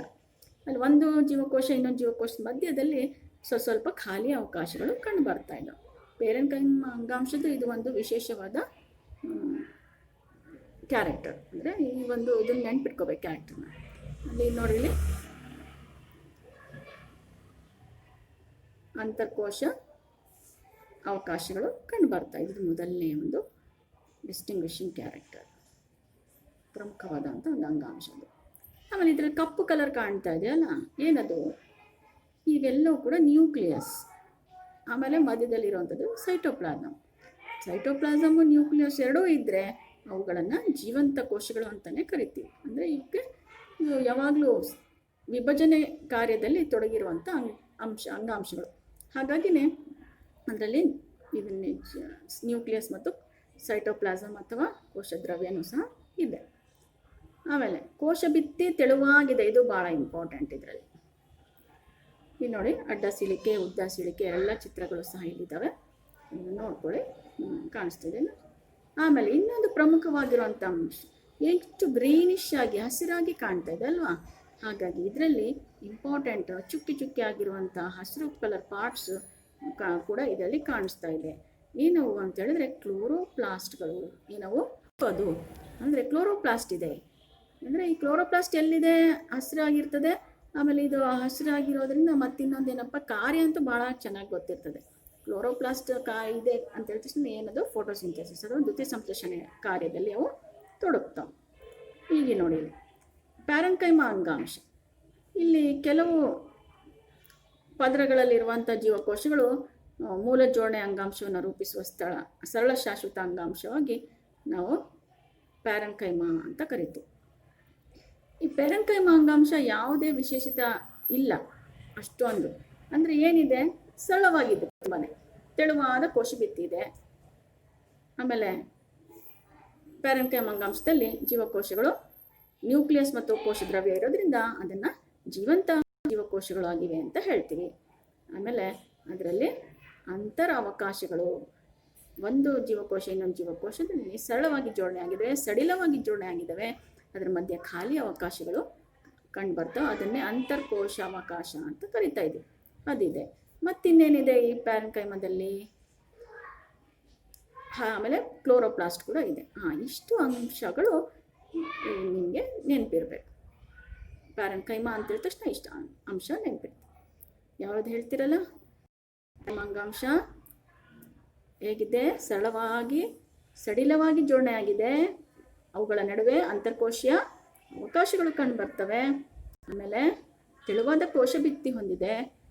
ಆಮೇಲೆ ಅದರಲ್ಲಿ ಕ್ಲೋರೋಫಿಲ್ ಇದೆ, ದ್ಯುತಿ ಸಂಶ್ಲೇಷಣೆ ಕ್ರಿಯೆಯಲ್ಲಿ ಪಾಲ್ಗೊಳ್ತದೆ, ಕಾರ್ಯದಲ್ಲಿ ಬರಿಬೋದು. ಆಮೇಲೆ ಮತ್ತಿನ್ನೇನಿದು ಅವಕಾಶಗಳಿದ್ದಾವೆ. ಹೌದು, ಇಷ್ಟು ಬರಿಬೇಕು. ನೆಕ್ಸ್ಟ್ ಕಾರ್ಯ ಕೇಳಿದರೆ ಏನು ಕಾರ್ಯ? ಪ್ಯಾರೆನ್ಕೈಮಾ ಅಂಗಾಂಶದ ಕಾರ್ಯ ಏನಪ್ಪ ಅಂತ ಬರೀ ಕಾರ್ಯನೂ ಕೇಳ್ಬೋದು, ಅಥವಾ ರಚನೆ ಮತ್ತು ಕಾರ್ಯ ವಿವರಿಸಿ ಅಂತಲೂ ಕೇಳ್ಬೋದು. ಆವಾಗ ತುಂಬ ಸರಳವಾದ ಒಂದು ಚಿತ್ರ ಕೈಯಿಂದನೇ ಬಿಡಿಸಿ ಇದನ್ನು ಹೇಳ್ಬೋದು. ಪ್ಯಾರೆನ್ಕೈಮಾ ಅಂಗಾಂಶ ಕ್ಲೋರೋಫಿಲ್ ಹೊಂದಿರೋದ್ರಿಂದ ಏನು ಮಾಡುತ್ತೆ? ಅದು ದ್ಯುತಿ ಸಂಶ್ಲೇಷಣೆ ಕ್ರಿಯೆಯಲ್ಲಿ ಪಾಲ್ಗೊಳ್ಳುತ್ತೆ. ಆಮೇಲೆ ಇದಕ್ಕೆ ಇದನ್ನು ಕೇಳ್ತಾರೆ. ಏನು ಕೇಳ್ತಾರೆ? ಅದರಲ್ಲಿ ಕ್ಲೋರೋಫಿಲ್ ಇರೋದ್ರಿಂದ ಈ ಅಂಗಾಂಶದಲ್ಲಿ ಕ್ಲೋರೆನ್ಕೈಮಾ ಅಂತ ಕರಿತೀವಿ. ಇದೇ ಪ್ಯಾರೆನ್ಕೈಮಾನೇ. ಪ್ಯಾರೆನ್ಕೈಮಾ ಅಂಗಾಂಶಕ್ಕೆ ಇನ್ನೊಂದು ಹೆಸರು ಏನಪ್ಪ ಅಂದರೆ ಕ್ಲೋರೆನ್ ಕೈಮಾ. ಯಾಕೆ ಕ್ಲೋರೆನ್ ಕೈಮಾ ಅಂತ ಕರಿತಿದ್ದೀವಿ? ಇಲ್ಲಿ ಕ್ಲೋರೋಪ್ಲಾಸ್ಟ್ ಇದೆ, ಹಾಗಾಗಿ ಅದನ್ನು ಕ್ಲೋರೆನ್ ಕೈಮಾ ಅಂತ ಕರಿತೀವಿ. ಈ ರೀತಿ ಇದ್ದರೆ ಗ್ರೀನಿಶ್ ಆಗಿ ಅದರ ಕ್ಲೋರೋಪ್ಲಾಸ್ಟ್ ಇದ್ದರೆ ಅದನ್ನು ಕ್ಲೋರೆನ್ ಕೈಮಾ. ಪ್ಯಾರೆನ್ ಕೈಮಾನೇ ಅದರ ಗ್ರೀನ್ ಕಂಡ್ರೆ ಅದನ್ನು ಕ್ಲೋರೆನ್ ಕೈಮಾ ಅಂತ ಕರಿತೀವಿ. ಅದೇ ರೀತಿ ಕೆಲವು ಜಲಸಸ್ಯಗಳು, ಅಂದರೆ ನೀರಿನಲ್ಲಿ ಬೆಳೆಯುವಂಥ ಸಸ್ಯಗಳನ್ನು ಜಲಸಸ್ಯ ಅಂತೀವಿ. ಈ ಜಲಸಸ್ಯಗಳಲ್ಲಿ ಪ್ಯಾರೆನ್ ಕೈಮಾ ನೋಡ್ತೀವಲ್ಲ, ಅದರಲ್ಲಿ ನಾವು ನೋಡಿದಾಗ ದೊಡ್ಡ ದೊಡ್ಡ ಗಾಳಿ ಚೀಲಗಳು ಕಾಣಿಸ್ತಾವೆ. ಜೀವಕೋಶಗಳ ನಡುವೆ ಗಾಳಿ ಚೀಲಗಳು ಬಹಳ ಇರ್ತವೆ. ಇದು ಏನಕ್ಕೆ ಬೇಕು? ಸಸ್ಯಗಳು ನೀರಿನಲ್ಲಿ ಮುಳುಗದ ಹಾಗೆ ಕಾಪಾಡ್ತವೆ, ಅಂದರೆ ಅವು ತೇಲಿಕ್ಕೋಸ್ಕರ ಅವು ಸಹಾಯಕ ಆಗ್ತವೆ. ಇದನ್ನು ನಾವು ಸಂಪ್ಲವನ ಶಕ್ತಿ ಅಂತ ಕರಿತೀವಿ, ಅಂದರೆ ಬಯೋಎನ್ಸಿ ಅಂತ ಹೇಳ್ತೀವಿ. ಅದಕ್ಕೆ ಅವು ಸಹಾಯ ಮಾಡ್ತವೆ. ಜಲಸಸ್ಯಗಳಲ್ಲಿ ಹೆಚ್ಚಾಗಿ ಇದು ಗಾಳಿ ಚೀಲಗಳು ಇರ್ತವೆ, ಹಾಗಾಗಿ ಇದೇ ಪ್ಯಾರೆನ್ ಕೈಮಾಕ್ಕೆ ಇನ್ನೊಂದು ಹೆಸರಿಂದ ಕರಿತೀವಿ ಅಂಥ ಜಲಸಸ್ಯಗಳಲ್ಲಿ. ಇದು ಸಹ ಭಾಳ ನೆನ್ಪಿಟ್ಕೋಬೇಕು ಮಕ್ಕಳಿಗೆ. ಏನಪ್ಪ ಅಂದರೆ ಜಲಸಸ್ಯಗಳಲ್ಲಿ ಪ್ಯಾರೆನ್ ಕೈಮಾವನ್ನು ಏನಂತ ಕರಿತೀವಿ? ಪ್ಯಾರೆನ್ ಕೈಮಾಕ್ಕೆ ಇನ್ನೊಂದು ಹೆಸರೇನಲ್ಲಿ ಏರೆನ್ ಕೈಮಾ. ಏರೆನ್ ಕೈಮಾ ಅಂದರೆ ಅಲ್ಲಿ ಏನಿರ್ತದೆ, ಗಾಳಿ ಅವಕಾಶಗಳು, ದೊಡ್ಡ ದೊಡ್ಡ ಗಾಳಿ ಚೀಲಗಳು ಆ ಜೀವಕೋಶಗಳ ನಡುವೆ ಹೆಚ್ಚಾಗಿ ಕಂಡು ಬರ್ತವೆ ಪ್ಯಾರೆನ್ ಕೈಮಾದಲ್ಲಿ. ಹಾಗಾಗಿ ಅದಕ್ಕೆ ನಾವು ಪ್ಯಾರೆನ್ ಕೈಮಾ ಅನ್ನೋ ಬದಲು ಇಲ್ಲೇನಂತ ಕರಿತೀವಿ, ಏರೆನ್ ಕೈಮಾ ಅಂತ ಹೆಸರಿಸ್ತೀವಿ. ಕ್ಲೋರೋಪ್ಲಾಸ್ಟ್ ಇದ್ದರೆ ಕ್ಲೋರೆನ್ ಕೈಮಾ, ಗಾಳಿ ಅವಕಾಶಗಳು ಜಾಸ್ತಿ ಇದ್ದರೆ, ದೊಡ್ಡ ದೊಡ್ಡ ಗಾಳಿ ಚೀಲ ಇದ್ದರೆ ಅದಕ್ಕೆ ಏನಂತ ಕರಿತೀವಿ, ಏರೆನ್ ಕೈಮಾ. ಎರಡೂ ಕೂಡ ಪ್ಯಾರೆನ್ ಕೈಮಾದಲ್ಲೇ ಕಂಡು ಬರೋದು. ಇದನ್ನು ನೆನ್ಪಿಟ್ಕೋಬೇಕು ಮಕ್ಕಳು. ಆಯಿತು. ಆಮೇಲೆ ಕಾಂಡ ಮತ್ತು ಬೇರುಗಳಲ್ಲಿರುವ ಪ್ಯಾರೆನ್ ಕೈಮಾ ಅಂಗಾಂಶ ಏನು ಮಾಡುತ್ತೆ? ಪೋಷಕಾಂಶ ಮತ್ತು ನೀರನ್ನು ಅವು ಸಂಗ್ರಹ ಮಾಡಿಟ್ಕೊಳ್ತವೆ. ಇದು ಒಂದು ಕಾರ್ಯ ಪ್ಯಾರೆನ್ ಕೈಮಾದು. ಅಂದರೆ ಅರ್ಥ ಆಯ್ತಲ್ಲ? ಹೀಗೆ ಪೋಷಕಾಂಶ ಮತ್ತು ನೀರನ್ನು ಸಹ ಇದು ಸಂಗ್ರಹಿಸುತ್ತೆ. ಇಷ್ಟು ಪ್ಯಾರೆನ್ ಕೈಮಾ ಅಂಗಾಂಶದ್ದು ಅಂತ ಹೇಳ್ಬಿಟ್ಟು ರಚನೆ ಮತ್ತು ಕಾರ್ಯವನ್ನು ತಿಳ್ಕೊಂಡ್ರಲ್ಲ ಮಕ್ಕಳೇ? ಏನಾದರೂ ಅರ್ಥವಾಗಿದೆ ಅಲ್ವಾ? ಎಲ್ಲ ಅರ್ಥ ಆಗಿದೆ ಅಂತ ತಿಳ್ಕೊಂಡಿದ್ದೀನಿ. ಈಗ ಇನ್ನೊಂದು ಅಂಗಾಂಶ ಯಾವುದದು? ಪ್ಯಾರೆನ್ ಕೈಮಾ ಆದಮೇಲೆ ಇನ್ನೊಂದು ಕೋಲನ್ ಕೈಮಾ. ಕೋಲನ್ ಕೈಮಾ ಅಂಗಾಂಶದ ಬಗ್ಗೆ ಈಗ ನೋಡೋಣ. ಚಿತ್ರ ಕಾಣಿಸ್ತಾ ಇದೆ ನೋಡಿ, ಕೋಲನ್ ಕೈಮಾ ಅಂಗಾಂಶ. ಪ್ಯಾರೆನ್ ಕೈಮಾ ಅಂಗಾಂಶದಲ್ಲೂ ಇದಕ್ಕೂ ವ್ಯತ್ಯಾಸ ನೀವು ಕಂಡುಹಿಡಿತೀರಲ್ವಾ? ಅಲ್ಲಿ ನೋಡಿ ಖಾಲಿ ಅವಕಾಶಗಳಿದ್ವು ಜೀವಕೋಶಗಳ ನಡುವೆ ಅಲ್ವಾ? ಆದರೆ ಅಲ್ಲಿ ಸಡಿಲವಾಗಿ ಜೋಡಣೆ ಆಗಿದ್ವು. ಇಲ್ಲಿ ಹಾಗಲ್ಲ, ಇಲ್ಲಿ ಬಹಳ ದಟ್ಟವಾಗಿ ಜೋಡಣೆ ಆಗಿದ್ದಾವೆ ಜೀವಕೋಶಗಳು ಅಲ್ವಾ? ಆಮೇಲೆ ಮೂಲೆ ಇದೆಯಲ್ಲ, ಅಂದರೆ ಜೀವಕೋಶಗಳು ಸಂಧಿಸುವಂಥ ಮೂಲೆಗಳಲ್ಲೂ ಕೂಡ ನಾವೇನು ಮಾಡ್ತಿದ್ವಿ, ಹೆಚ್ಚು ಅಲ್ಲಿ ಒಂದು ಕೆಮಿಕಲ್ ಅಥವಾ ರಾಸಾಯನಿಕ ಇರೋದನ್ನು ನೀವಿಲ್ಲಿ ನೋಡ್ತೀರಿ. ಇಲ್ಲಿ ಚಿತ್ರಗಳನ್ನು ವೀಕ್ಷಿಸಿ. ಕೋಲನ್ ಕೈಮಾ ಅಂಗಾಂಶ ಅಡ್ಡ ಸಿಳಿಕೆ ಚಿತ್ರ ಮತ್ತು ಉದ್ದ ಸಿಳಿಕೆ ಚಿತ್ರ ಎರಡನ್ನೂ ಸಹ ಇಲ್ಲಿ ನೋಡಿದರೆ ನೋಡಿ, ಇದರಲ್ಲಿ ನೋಡಿ ಭಿತ್ತಿನೂ ಅಬ್ಸರ್ವ್ ಮಾಡಿರಿ. ನ್ಯೂಕ್ಲಿಯಸ್, ಭಿತ್ತಿ ಎಲ್ಲವೂ ಇದು ಕೂಡ ಜೀವಂತ ಜೀವಕೋಶನೇ. ಆದರೆ ಇಲ್ಲಿ ನೋಡಿ, ಅಂದರೆ ಇಲ್ಲೂ ಕೂಡ ನ್ಯೂಕ್ಲಿಯಸ್, ಸೈಟೋಪ್ಲಾಸಮ್ ಎರಡೂ ಇದ್ದಾವೆ. ಇಲ್ಲಿ ನೋಡಿ, ಸಸ್ಯಗಳು ನಮ್ಯತೆ ಆಗಿರ್ಲಿಕ್ಕೋಸ್ಕರ ಕಾರಣ ಆಗಿರುವಂಥ ಅಂಗಾಂಶ ಯಾವುದು ಅಂದರೆ ಸ್ಥಳಶಾಶ್ವತ ಅಂಗಾಂಶ, ಅದು ಕೋಲನ್ ಕೈಮಾ. ಈ ಕೋಲನ್ ಕೈಮಾ ಸಸ್ಯದ ವಿವಿಧ ಭಾಗಗಳು, ಅಂದರೆ ಎಲೆ ಆಗಿರ್ಬೋದು, ಕಾಂಡ ಆಗಿರ್ಬೋದು, ಅವು ಒಂದ್ಸರಿ ನಾವು ಹಿಂಗೆ ಬಗ್ಗಿಸ್ತೀವಿ. ಭಾಳಷ್ಟು ಮಕ್ಕಳು ನೋಡಿರ್ಬೋದು, ರೆಂಬೆ ಕೊಂಬೆಗಳನ್ನು ಜಗ್ಗಿ ಹಿಂಗೆ ಆಟ ಆಡ್ತಾ ಇರ್ತಾರೆ. ಆದರೂ ಕೂಡ ಅಷ್ಟು ಅದು ಸುಲಭವಾಗಿ ಮುರಿಯೋದಿಲ್ಲ ಅಲ್ವಾ? ಅದು ಮುರಿಯದಂತೆ ಸುಲಭವಾಗಿ ಬಾಗಲಿಕ್ಕೆ ಸಹಾಯ ಮಾಡುವಂಥ ಅಂಗಾಂಶನೇ ಕೋಲನ್ ಕೈಮಾ ಅಂಗಾಂಶ. ಸಸ್ಯದಲ್ಲಿರುವಂಥ ಕೋಲನ್ ಕೈಮಾ ಅಂಗಾಂಶ ಸಸ್ಯ ಬೇಗ ಮುರಿಯೋದಿಲ್ಲ ಅದು, ಆದರೆ ಅದರಲ್ಲಿ ಫ್ಲೆಕ್ಸಿಬಿಲಿಟಿ ಬರ್ತದೆ. ಆ ರೀತಿ ಬರಲಿಕ್ಕೋಸ್ಕರ ಸಹಾಯ ಮಾಡುತ್ತೆ ಕೋಲನ್ ಕೈಮಾ ಅಂಗಾಂಶ. ಆಮೇಲೆ ಈ ಕೋಲನ್ ಕೈಮಾ ಸಸ್ಯಗಳಿಗೆ ಇನ್ನೊಂದು ಆಧಾರವನ್ನು, ಯಾಂತ್ರಿಕ ಆಧಾರವನ್ನು ಅವು ಒದಗಿಸುತ್ತೆ. ಎಲೆ ತೊಟ್ಟು ಇಂಥ ಕಡೆಗೆ ಎಪಿಡರ್ಮಿಸ್ ಕೆಳಗಡೆಗೆ ಕೋಲನ್ ಕೈಮಾ ಏನಾಗಿರ್ತದೆ ನಾವು ನೋಡ್ತೀವಿ. ಅಂದರೆ ಒಂದು ಪ್ಯಾರೆನ್ ಕೈಮಾ ಅಂಗಾಂಶ ಎಲ್ಲಿರ್ತೋ ಅದರ ಕೆಳಗೇನೆ ಕೋಲನ್ ಕೈಮಾ ಅಂಗಾಂಶ ಆಧಾರವನ್ನು ಅದನ್ನು ಒದಗಿಸ್ತಾ ಇರ್ತದೆ. ಆಮೇಲೆ ಕೋಲನ್ ಕೈಮಾ ಅಂಗಾಂಶ ಜೀವಕೋಶಗಳು ಜೀವಂತವಾಗಿದೆ ಅಂತ ಹೇಳ್ತೀವಿ. ಉದ್ದವಾಗಿರುತ್ತೆ, ಜೀವಂತವಾಗಿರುತ್ತೆ. ಆಮೇಲೆ ಇವು ಪರಸ್ಪರ ಸಂಧಿಸುವಂತಹ, ಸೇರುವಂತಹ ಮೂಲೆಗಳಲ್ಲಿ ಅನಿಯಮಿತವಾಗಿ ಏನಾಗಿರ್ತವೆ, ದಪ್ಪವಾಗಿರ್ತವೆ. ಅಂತರ್ಕೋಶೀಯ ಅವಕಾಶಗಳು ತುಂಬಾ ಕಡಿಮೆ ಇರ್ತವೆ ಇದರಲ್ಲಿ. ಇದೇ ಮೇನ್ ಇದರಲ್ಲಿ ಡಿಫ್ರೆನ್ಸಿಯೇಷನ್ ಪಾಯಿಂಟ್ ಇಷ್ಟ ಆಯ್ತಲ್ಲ. ಈಗ ಇದು ರಚನೆ ಮತ್ತು ಕಾರ್ಯ ತಿಳ್ಕೊಂಡ್ರೆ ಅಲ್ವಾ ಕೋಲನ್ ಕೈಮದ್ದು. ಹಾಗೆಯೇ ಇನ್ನೊಂದು ಅಂಗಾಂಶ ಯಾವುದದು? ಸ್ಕ್ಲೀರನ್ ಕೈಮ ಅಂಗಾಂಶ. ಇಲ್ಲಿ ನೋಡಿ, ಸ್ಕ್ಲೀರನ್ ಕೈಮ ಅಂಗಾಂಶದಲ್ಲಿ ವೀಕ್ಷಿಸಿ ಮಕ್ಕಳೇ. ಈ ಸ್ಕ್ಲೀರನ್ ಕೈಮ ಅಂಗಾಂಶದಲ್ಲಿ ನೀವು ಯಾವ ರೀತಿ ನ್ಯೂಕ್ಲಿಯಸ್ ಸೈಟೋಪ್ಲಾಸಮ್ ಇಲ್ಲಿ ಕಾಣಿಸೋದಿಲ್ಲ ಇಲ್ಲಿ. ಹಾಗಾಗಿ ಇದಕ್ಕೆ ನಾವು ನಿರ್ಜೀವ ಜೀವಕೋಶಗಳಿಂದಾಗಿದ್ದಾವೆ ಅಂತ ಹೇಳ್ತೀವಿ. ಈ ಸ್ಕ್ಲೀರನ್ ಕೈಮ ಅಂಗಾಂಶ ಇದು ಕೂಡ ಸರಳ ಶಾಶ್ವತ ಅಂಗಾಂಶನೇ. ಸಸ್ಯದ ದೃಢತೆ ಮತ್ತು ಗಡಸುತನಕ್ಕೆ ಕಾರಣವಾಗಿರುವಂಥ ಅಂಗಾಂಶ ಇದು. ಸಸ್ಯಕ್ಕೆ ದೃಢತೆಯನ್ನು ಮತ್ತು ಗಡಸುತನವನ್ನು ಒದಗಿಸುತ್ತೆ ಈ ಅಂಗಾಂಶ. ಈ ಸ್ಕ್ಲೀರನ್ ಕೈಮ ಅಂಗಾಂಶ ನಿರ್ಜೀವ ಜೀವಕೋಶಗಳಿಂದಾಗಿದೆ ಅಂತ. ಅಂದರೆ ಏನಾಗುತ್ತೆ, ಈ ಸ್ಕ್ಲೀರನ್ ಕೈಮ ಅಂಗಾಂಶ ಬರ್ತಾ ಅಂದರೆ ಪ್ರೌಢಾವಸ್ಥೆಗೆ ತಲುಪ್ತಿದ್ದಂಗೆ ಏನಾಗುತ್ತೆ, ತನ್ನಲ್ಲಿರುವಂಥ ಕೋಶರಸ ಮತ್ತು ನ್ಯೂಕ್ಲಿಯಸ್ ಎರಡೂ ಏನು ಮಾಡ್ತವೆ, ಕಳ್ಕೊಂಡು ಹೋಗ್ಬಿಟ್ಟು ನಿರ್ಜೀವ ಕೊಳವೆಗಳಂತ ಆಗ್ತವೆ. ಇವುಗಳನ್ನು ನಾವು ಸ್ಕ್ಲೀರೈಡ್ ಅಂತ ಹೇಳ್ತೀವಿ. ಆಮೇಲೆ ಅದು ಬಹಳ ಗಟ್ಟಿಯಾಗಿರ್ತವೆ, ಸ್ಟೋನ್ ಸೆಲ್ಸ್ ಅಂತಲೂ ಹೇಳ್ತೀವಿ. ಈ ರೀತಿ ಇದು ಭಾಳ ಗಟ್ಟಿಯಾದಂತಹ ವಸ್ತುವಿನಿಂದ ಕೂಡಿರ್ತವೆ. ಇವೆಲ್ಲದಕ್ಕೂ ಏನಪ್ಪ ಕಾರಣ, ಗಡಸುತನಕ್ಕೆ ಕಾರಣ ಏನು? ಇದರಲ್ಲಿ ಕೋಶ ಭಿತ್ತಿ ಬಹಳನೇ ಗಡಸಾಗಿರುತ್ತೆ. ಯಾಕಿರುತ್ತೆ ಗಡಸಾಗಿ ಅಂತೇಳಿದರೆ, ಅದರಲ್ಲಿ ಲಿಗ್ನಿನ್ ಎಂಬ ಒಂದು ರಾಸಾಯನಿಕ ಪದಾರ್ಥ ಇರ್ತದೆ. ಹಾಗಾಗಿ ರಾಸಾಯನಿಕ ಪದಾರ್ಥ ಲಿಗ್ನಿನ್ ಎಂಬ ಇರುವ ಕಾರಣದಿಂದಾಗಿ ಅದರ ಕೋಶ ಭಿತ್ತಿ ಏನಾಗಿತ್ತು, ಭಾಳ ಗಡಸುತನ ಬರ್ತದೆ. ಆಮೇಲೆ ಕೋಶ ಭಿತ್ತಿ ದಪ್ಪವಾಗಿರ್ತದೆ. ಜೀವಕೋಶದೊಳಗೆ ಕೋಶೀಯ ಅವಕಾಶಗಳು ಎಲ್ಲೂ ಸಹ ಕಂಡು ಬರಲ್ಲ, ಭಾಳ ಒತ್ತೊತ್ತಾಗಿ ಜೋಡಣೆ ಆಗಿರ್ತವೆ. ಸ್ಕ್ಲೀರನ್ ಕೈಮ ಅಂಗಾಂಶ ಏನಾಗಿರ್ತವೆ ಅಂದರೆ ವ್ಯಾಸ್ಕ್ಯುಲರ್ ಬಂಡಲ್ಸ್ ಅಂತೀವಲ್ಲ, ನಾಳಕೂರ್ಚಗಳು, ಅವುಗಳ ಸುತ್ತ ಮತ್ತು ಎಳೆಗಳಲ್ಲಿ, ನಾರುಗಳಲ್ಲಿ ಮತ್ತು ಬೀಜಗಳ ಕವಚಗಳಲ್ಲಿ, ಕಾಯಿಯ ಗಟ್ಟಿ ಭಾಗಗಳು, ಕವಚಗಳು ಇದರಲ್ಲಿ ನಾವು ನೋಡ್ಬೋದು. ಅಂದರೆ ನೀವು ನೋಡಿರ್ಬೋದು, ಕಾಯಿ ಗಟ್ಟಿ ಭಾಗ ಅಂದರೆ ಫಾರ್ ಎಕ್ಸಾಂಪಲ್ ಬಾದಾಮಿ ಅದ್ರ ಕವಚ ಆಗಿರ್ಬೋದು, ತೆಂಗಿನಕಾಯಿ ಚಿಪ್ಪಾಗಿರ್ಬೋದು, ಆಮೇಲೆ ಹೀಗೆ ಯಾವುದೇ ಸಸ್ಯದ ಬೀಜಗಳ ಗಟ್ಟಿ ಭಾಗಗಳಿರ್ತಾವಲ್ಲ ಅಂಥವುಗಳಲ್ಲಿ ಈ ಸ್ಕ್ಲೀರನ್ ಕೈಮ ಅಂಗಾಂಶ ಹೆಚ್ಚಾಗಿ ಕಂಡುಬರ್ತದೆ. ಸ್ಕ್ಲೀರನ್ ಕೈಮ ಅಂಗಾಂಶ ಏನು ಮಾಡುತ್ತೆ, ಸಸ್ಯಕ್ಕೆ ಗಡಸುತನ ಅಥವಾ ದೃಢತೆಯನ್ನು ಕೊಡುತ್ತೆ. ಇಷ್ಟು ಮಕ್ಕಳೇ ನೀವು ಚೆನ್ನಾಗಿ ನೆನ್ಪಿಟ್ಕೋಬೇಕು. ಮೂರು ಕೂಡ ಯಾವುದು, ಪ್ಯಾರನ್ ಕೈಮ, ಕೋಲನ್ ಕೈಮ ಮತ್ತು ಸ್ಕ್ಲೀರನ್ ಕೈಮ, ಈ ಮೂರು ಅಂಗಾಂಶದ ರಚನೆ, ಕಾರ್ಯ ಮತ್ತು ಅವು ಎಲ್ಲಿ ಕಂಡುಬರ್ತಾವಂತ ನೀವು ತಿಳ್ಕೊಂಡಿದ್ದೀರಿ. ಈಗ ಸಸ್ಯದಲ್ಲಿ ಇನ್ನೊಂದು ಮುಖ್ಯವಾಗಿರುವಂಥ ಪದರ ಯಾವುದಪ್ಪ ಅಂದರೆ ಭಾಗ ಎಪಿಡರ್ಮಿಸ್ ಅಂತ. ಈ ಎಪಿಡರ್ಮಿಸ್ ನೋಡಿದಿರಲ್ಲ, ಸಸ್ಯದ ಅತ್ಯಂತ ಹೊರಪದರ ಜೀವಕೋಶಗಳನ್ನು ನಾವು ಎಪಿಡರ್ಮಿಸ್ ಅಂತ ಕರಿತೀವಿ. ನಮ್ಮ ದೇಹದಲ್ಲಿ ಹೇಗೆ ಸ್ಕಿನ್, ಚರ್ಮ ಅಂತೀವ, ಹಾಗೆಯೇ ಇದು ಕೂಡ ಎಪಿಡರ್ಮಿಸ್. ಡರ್ಮಿಸ್ ಅಂದರೆ ಅರ್ಥ ಚರ್ಮ ಅಂತ, ಮೇಲೆ ಪದರ ಇರೋದ್ರಿಂದ ಎಪಿ ಅಂದರೆ ಮೇಲೆ, ಡರ್ಮಿಸ್ ಅಂದರೆ ಚರ್ಮ. ಹಾಗೆ ಮೇಲೆ ಸಸ್ಯದ ಮೇಲ್ಪದರವನ್ನು ಆವರಿಸಿರೋದ್ರಿಂದ ಇದನ್ನು ನಾವು ಎಪಿಡರ್ಮಿಸ್ ಅಂತ ಕರಿತೀವಿ.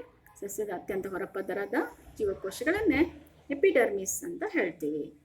ಆಮೇಲೆ ಎಪಿಡರ್ಮಿಸ್ ಸಾಮಾನ್ಯವಾಗಿ ಒಂದೇ ಪದರದ ಜೀವಕೋಶಗಳಿಂದ ಮಾಡಲ್ಪಟ್ಟಿರ್ತದೆ, ಸಾಮಾನ್ಯವಾಗಿ ಅಂತ ಹೇಳ್ತಾ ಇದ್ದೀನಿ.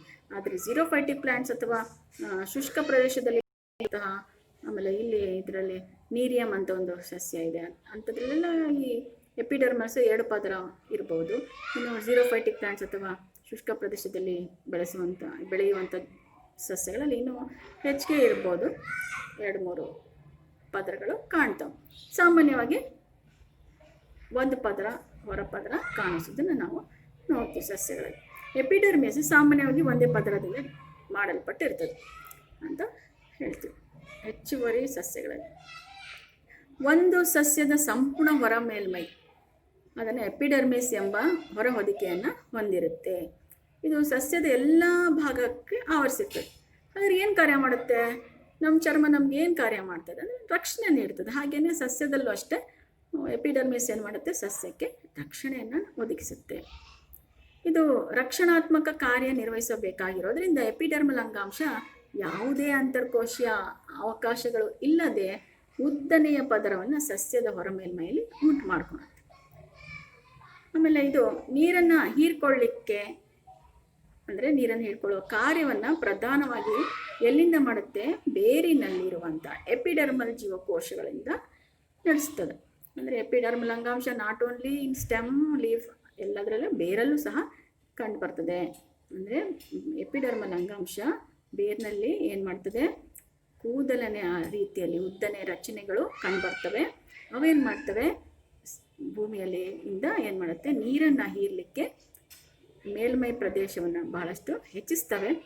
ಆಮೇಲೆ ನೀರು ಪೋಷಕಾಂಶನ ಹೀರಿಬಿಟ್ಟು ಸಸ್ಯಕ್ಕೆ ಒದಗಿಸ್ತವೆ. ಆ ಒಂದು ಕಾರ್ಯದಲ್ಲೂ ಈ ಎಪಿಡರ್ಮಲ್ ಹೇರ್ಸ್ ಸಹಾಯ ಮಾಡ್ತವೆ. ಆಮೇಲೆ ಕೆಲವು ಮರುಭೂಮಿಯಲ್ಲಿ ಎಪಿಡರ್ಮಿಸ್ ಹೊರಪದರ, ಆಗಲೇ ಹೇಳಿದ್ದೀನಲ್ಲ, ಪದರಗಳು ಎಪಿಡರ್ಮಿಸ್ ಡಬಲ್ ಆಗಿರ್ಬೋದು. ಅದ್ರ ಜೊತೆಗೆ ಅದರ ಮೇಲ್ಪದರದಲ್ಲಿ ಒಂದು ಕೊಬ್ಬಿನಂಥ ಪದಾರ್ಥ, ಮೇಣದಂತಹ ಪದಾರ್ಥ ಅಂದರೆ ಅಂಥ ಪದಾರ್ಥಗಳು ಕಂಡು ಬರ್ತವೆ. ಅದಕ್ಕೇನಂತೀವಿ, ಕ್ಯೂಟಿನ್ ಅಂತ ಕರಿತೀವಿ. ಆ ರಾಸಾಯನಿಕ ಪದಾರ್ಥಕ್ಕೆ ಕ್ಯೂಟಿನ್ ಅಂತೀವಿ. ಈ ಕ್ಯೂಟಿನ್ನಿಂದಾದ ದಪ್ಪವಾದ ಮೇಣದಂತಹ ಪದರ ಅಲ್ಲಿ ನಾವು ನೋಡ್ತೀವಿ. ಇನ್ನು ಇದು ಕೂಡ ರಕ್ಷಣೆಗೆ, ಸಸ್ಯಕ್ಕೆ ರಕ್ಷಣೆಯನ್ನು ಒದಗಿಸುತ್ತೆ. ಒಟ್ಟು ಇದಿಷ್ಟು ಕೂಡ ಏನು ಎಪಿಡರ್ಮಲ್ ಅಂಗಾಂಶವನ್ನು ಕೇಳಿದರೆ, ಎಪಿಡರ್ಮಸ್ ಅಂಗಾಂಶದ ರಚನೆ ಕಾರ್ಯ ಕೇಳಿದಾಗ ಇಷ್ಟನ್ನು ಸಹ ರಚನೆ ಬಗ್ಗೆ, ಕಾರ್ಯದ ಬಗ್ಗೆ ಹೇಳ್ಬೋದು. ಏನು ಮೇನ್ ಕಾರ್ಯ ಏನು, ರಕ್ಷಣೆ ಮಾಡ್ತಾ ಇದೆ ಇದು. ಅಂದರೆ ಜಲಸಸ್ಯ ಆದರೆ ಸಸ್ಯ ಕೊಳೆಯದ ಹಾಗೆ ಅದನ್ನು ಕಾಪಾಡುತ್ತೆ, ಹೀಗೆ ರಕ್ಷಣೆ ಮಾಡುತ್ತೆ. ಆಮೇಲೆ ಹೆಚ್ಚುವರಿ ನೀರನ್ನು ಕೂಡ ಆವಿ ಆಗದ ಹಾಗೆ ತಡೆಗಟ್ಟಕ್ಕೂ ಸಹ ಈ ಕ್ಯೂಟಿನ್ ಪದಾರ್ಥ ತಡೆಗಟ್ಟುತ್ತೆ. ಆಮೇಲೆ ಕೆಲವೊಂದರಲ್ಲಿ ಏನಾಗಿರ್ತದೆ, ಜಾಸ್ತಿ ಝೀರೋಫೈಟಿಕ್ ಪ್ಲಾಂಟ್ಸ್ ಅಂದರೆ ಮರುಭೂಮಿಯಲ್ಲಿ ಬೆಳೆಯುವಂಥ ಸಸ್ಯದಲ್ಲಿ ಎಪಿಡರ್ಮಿಸ್ ಕ್ಯೂಟಿನಿಂದ ಆಗಿರೋದಷ್ಟೇ ಅಲ್ಲ, ಅಲ್ಲಿ ಆ ಒಂದು ಮೇಲ್ಪದರದಲ್ಲಿ ಕೆಳಗಿನ ಸಸ್ಯದ ಎಲೆಗಳಲ್ಲಿ ಏನು ನೋಡ್ತಾ ಇದ್ದೀವಿ ನಾವು, ಸ್ಟೊಮ್ಯಾಟೊ ಅನ್ನೋ ಒಂದು ರಚನೆಯೂ ಸಹ ಕಾಣ್ತೀವಿ. ಈ ರಚನೆ ನೋಡಿ, ಅದು ಕೂಡ ಒಳಗೆ ಸಂಕನ್ ಸ್ಟೊಮ್ಯಾಟೊ ಅಂತ ಹೇಳ್ತೀವಿ ಅಲ್ಲೆಲ್ಲ. ಸಂಕನ್ ಸ್ಟೊಮ್ಯಾಟೊ ಅಂದರೆ ಊತ್ ಹೋಗಿರ್ತದೆ. ಎಪಿಡರ್ಮಿಸಲ್ಲಿ ಅಥವಾ ಕೆಳಗಿನ ಎಪಿಡರ್ಮಿಸಲ್ಲಿ ಏನಾಗಿರ್ತದೆ, ಈ ಸ್ಟೊಮ್ಯಾಟೊ ಒಳಗಡೆ ಇರ್ತದೆ, ಅಂದರೆ ಹೂತೋಗಿರ್ತದೆ. ಅದಕ್ಕೆ ಸಂಕನ್ ಸ್ಟೊಮ್ಯಾಟೊ. ಯಾಕೆ ಒಳಗೆ ಹೂತೋಗಿರ್ತದೆ ಅಂದರೆ ಅದರಲ್ಲಿ ಇರೋದೇ ನೀರು ಕಡಿಮೆ ಅಲ್ಲಿ ಪ್ರಮಾಣ, ಹಾಗಾಗಿ ಅದು ತೆರೆಯೋದಿಲ್ಲ ಬೇಗ. ಹೊರಗೆ ಇದ್ದರೆ ಜಾಸ್ತಿ ನೀರನ್ನು ಹೊರಗೆ ಆವಿಯ ಮಾಡ್ಕೊಳ್ಳೋಲ್ಲ. ಬಾಷ್ಪ ವಿಸರ್ಜನೆಯನ್ನು ಸ್ವಲ್ಪ ಕಡಿವಾಣ ಮಾಡಲಿಕ್ಕೋಸ್ಕರ ಈ ಪತ್ರರಂಧ್ರಗಳು ಒಳಗೆ ಇರ್ತವೆ. ಈಗ ನೋಡಿ ಪತ್ರರಂಧ್ರ ರಚನೆ ನೋಡಿ ಇಲ್ಲಿ ಹೇಗಿದೆ. ಇಲ್ಲಿ ಎರಡು ಹುರುಳಿ ಬೀಜದ ಆಕಾರ ಕಾಣಿಸ್ತಾ ಇದೆ ಅಲ್ವಾ. ಈ ಹುರುಳಿ ಕಿಡ್ನಿ ಶೇಪ್ ಅಥವಾ ಬೀನ್ ಶೇಪ್ ಅಂತ ಕರಿತೀವಿ. ಈ ಹುಳಿ ಬೀಜದ ಆಕಾರ ಇದೆಯಲ್ಲ, ಆ ಒಂದೆರಡು ಜೀವಕೋಶಗಳು ಎರಡೇ ಇದ್ದಾವಲ್ಲ, ಈ ಎರಡು ಜೀವಕೋಶಗಳಿಗೆ ನಾವು ಗಾರ್ಡ್ ಸೆಲ್ಸ್ ಅಂತ ಕರಿತೀವಿ. ಗಾರ್ಡ್ ಸೆಲ್ಸ್, ಕಾವಲು ಜೀವಕೋಶಗಳು. ಗಾರ್ಡ್ ಸೆಲ್ಸ್ ಅಂದ್ರೇನು, ಕಾವಲು ಜೀವಕೋಶಗಳು. ಆಮೇಲೆ ಮಧ್ಯದಲ್ಲಿ ಒಂದು ಖಾಲಿ ಅವಕಾಶ ಇರ್ತದೆ, ಸ್ಟೋಮಾ ಅಂತ ಕರಿತೀವಿ. ಆಮೇಲೆ ಈ ಬೀನ್ ಶೇಪ್ ಒಳಗೆ ಗ್ರೀನ್ ಕಾಣ್ತಾ ಇದ್ದಾವಲ್ಲ, ಚುಕ್ಕೆ ಅವೇ ನಾವು ಕ್ಲೋರೋಪ್ಲಾಸ್ಟ್ಗಳು ಅಂದರೆ ಹರಿತ್ತು, ಅಂದರೆ ಕ್ಲೋರೋಪ್ಲಾಸ್ಟ್ ಅದರೊಳಗಿರುವಂಥದ್ದು ಅದು ಕಂಡು ಬರ್ತಾ ಇದೆ. ನೋಡಿದ್ರೆ ಅದ್ರ ಹೊರಗಿರೋಂಥದ್ದು ಅಸರಿ ಸೆಲ್ಸ್ ಇದು. ಅದೇ ಆಯಿತು. ಈಗ ನೋಡಿ ಪತ್ರರಂಧ್ರಗಳು ಯಾವ ಆಕಾರದಲ್ಲಿದೆ ಅಂತ ಹೇಳಿದೆ ನಾನು, ಮೂತ್ರಪಿಂಡದ ಆಕಾರದಲ್ಲಿ ಅಥವಾ ಹುಳಿ ಬೀಜದ ಆಕಾರದಲ್ಲಿ ಇರ್ತವೆ. ಆಮೇಲೆ ಅದಕ್ಕೆ ಕಾವಲು ಜೀವಕೋಶಗಳು ಅಂತ ನಾವು ಕರಿತೀವಿ. ಏನು ಮಾಡ್ತವೆ ಇದು, ಏನಕ್ಕೆ ಸಹಾಯ ಆಗಿದ್ದಾವೆ ಇವು? ವಾತಾವರಣದಿಂದ ಅನಿಲ ವಿನಿಮಯ ಪ್ರಕ್ರಿಯೆಗೆ ಈ ಪತ್ರರಂಧ್ರಗಳು ಬೇಕೇ ಬೇಕು, ಅಂದರೆ ಅಗತ್ಯವಾಗಿದ್ದಾವೆ ಇವು. ಹಾಗಾಗಿ ಈ ಪತ್ರರಂಧ್ರಗಳು ಏನು ಕೆಲಸಕ್ಕೆ, ಅನಿಲಗಳ ವಿನಿಮಯ ಪ್ರಕ್ರಿಯೆಗೆ ಸಹಾಯಕ ಆಗಿರುವಂಥ ರಚನೆಗಳು ಸಸ್ಯಗಳಲ್ಲಿ. ನಾವು ಮೂಗಿನಿಂದ ಉಸಿರಾಡ್ತೀವಲ್ಲ, ಹಾಗೆ ಇಲ್ಲಿ ಸಸ್ಯಗಳು ಸಹ ಉಸಿರಾಡ್ತಾ ಇದ್ದಾವೆ. ಎಲ್ಲಿಂದ ಉಸಿರಾಡ್ತಾವೆ ಸಸ್ಯಗಳು? ಅವಕ್ಕೆ ಈ ರೀತಿ ರಚನೆ, ಎಂಥದ್ದು, ಸ್ಟೊಮ್ಯಾಟಾ ಅಥವಾ ಪತ್ರರಂಧ್ರ ಅಂತ ಕೆಲವು ರಚನೆಗಳಿದ್ದಾವೆ. ಈ ರಚನೆಗಳ ಮೂಲಕ ಅನಿಲ ವಿನಿಮಯ ಪ್ರಕ್ರಿಯೆ ಅವು ನಡೆಸ್ತವೆ. ಆಮೇಲೆ ಮತ್ತಿನ್ನೊಂದು ಕಾರ್ಯ ಏನು, ಅನಿಲ ವಿನಿಮಯ ಕಾರ್ಯ ಮಾಡೋದು ಒಂದು. ಎರಡನೇದೇನು, ಬಾಷ್ಪ ವಿಸರ್ಜನೆ ಕ್ರಿಯೆ. ಏನು ಬಾಷ್ಪ ವಿಸರ್ಜನೆ ಕ್ರಿಯೆ ಅಂದರೆ, ಸಸ್ಯಗಳು ನೀರು ಹೀರ್ಕೊಳ್ತಾವೆ, ಬೇರಿನಿಂದ ಹೀರ್ಕೊಂಡಷ್ಟು ನೀರನ್ನು ಕೂಡ ಬಳಕೆ ಮಾಡ್ಕೊಳಲ್ಲ. ಅವಕ್ಕೆ ಎಷ್ಟು ಬೇಕಷ್ಟು ಆ ಕ್ರಿಯೆಗೆ ಬೇಕಾದಷ್ಟು ನೀರು ಬಳಕೆ ಮಾಡಿಕೊಂಡು ಇನ್ನು ಉಳಿದಂಥ ನೀರು ಏನಾಗ್ತದೆ, ವಿಸರ್ಜನೆ ಆಗುತ್ತೆ. ಅಂದರೆ ಹೇಗೆ ವಿಸರ್ಜನೆ ಆಗುತ್ತೆ? ಆವಿ ರೂಪದಲ್ಲಿ ವಿಸರ್ಜನೆ ಆಗುತ್ತೆ. ಅಂದರೆ ನೀರು ಸಸ್ಯದ ಎಲೆ ಭಾಗದಿಂದ ಆವಿ ರೂಪದಲ್ಲಿ ಹೊರ ಹಾಕುವಂಥ ಒಂದು ಕ್ರಿಯೆ ಇದೆಯಲ್ಲ, ಈ ಕ್ರಿಯೆಗೆ ನಾವು ಬಾಷ್ಪ ವಿಸರ್ಜನೆ ಅಂತ ಕರಿತೀವಿ. ಈ ಬಾಷ್ಪ ವಿಸರ್ಜನೆ ಅಂದರೆ ನೀರಿನ ರೂಪದಲ್ಲಿ ಸಸ್ಯ ದೇಹದಿಂದ ಏನಾಗ್ತಾ ಇದೆ, ನೀರು ನಷ್ಟ ಆಗ್ತಾ ಇದೆ. ಈ ಒಂದು ಕ್ರಿಯೆ ಯಾವ ಒಂದು ರಚನೆಗಳ ಮೂಲಕ ನಡೀತಾ ಇದೆ? ಪತ್ರರಂಧ್ರಗಳು. ಹೌದು ಮಕ್ಕಳೇ, ಪತ್ರರಂಧ್ರಗಳ ಮೂಲಕ ಏನಾಗ್ತಾ ಇದೆ, ಅನಿಲ ವಿನಿಮಯ ಕ್ರಿಯೆ ಜರುಗ್ತಾ ಇದೆ. ಹಾಗಾಗಿ ಅವು ಅನಿಲ ವಿನಿಮಯ ಕ್ರಿಯೆನ ನೋಡಿದ್ವಿ. ವಾತಾವರಣದ ಅನಿಲ ವಿನಿಮಯ ಪ್ರಕ್ರಿಯೆಗೆ ಏನು ಅವಶ್ಯಕ ಬೇಕು ಸಸ್ಯಗಳಲ್ಲಿ? ಪತ್ರರಂಧ್ರ. ಬಾಷ್ಪ ವಿಸರ್ಜನೆ ಕ್ರಿಯೆಗೆ ಸಹಾಯಕ ಆಗಿದೆ. ಆಮೇಲೆ ಮತ್ತಿನ್ನೇನು, ಈ ಬಾಷ್ಪ ವಿಸರ್ಜನೆಯಿಂದ ಮತ್ತೇನಾದರೂ ಇದು ಸಸ್ಯಕ್ಕೆ ಏನಾದರೂ ಅನುಕೂಲತೆ ಇದೆಯಾ? ಹೌದು, ಈ ಬಾಷ್ಪ ವಿಸರ್ಜನೆ ನಡೆಯೋದ್ರಿಂದ ಸಸ್ಯದ ಸುತ್ತಮುತ್ತಲಿನ ವಾತಾವರಣ ಕೂಡ ತಂಪಾಗಿರ್ತದೆ. ಅಷ್ಟೇ ಅಲ್ಲ, ಸಸ್ಯದ ಎಲೆಗಳ ಮೇಲಿಂದ ಬಾಷ್ಪ ವಿಸರ್ಜನೆ ಆದ ಹಾಗೆಲ್ಲ ಅಲ್ಲಿ ಒಂದು ಫೋರ್ಸ್ ಬರ್ತದೆ. ಅದನ್ನ ಏನು ಮಾಡ್ತೀವಿ, ಕೆಳಗಿಂದ ಏನು ಮಾಡುತ್ತೆ, ಮೇಲಿಂದ ಆವಿ ಆದಾಗೆಲ್ಲ ನೀರು ಕೆಳಗಿಂದ ಇನ್ನೂ ಒಳಗೆ, ಬೇರುಗಳಿಂದ ನೀರು ಇನ್ನೂ ಒಳಗೆ ಹೋಗ್ತಾ ಇರ್ತದೆ. ಸಸ್ಯದ ಒಳಗೆ ನೀರು ಹೋಗಲಿಕ್ಕೆ ಸಹಾಯ ಆಗುತ್ತೆ.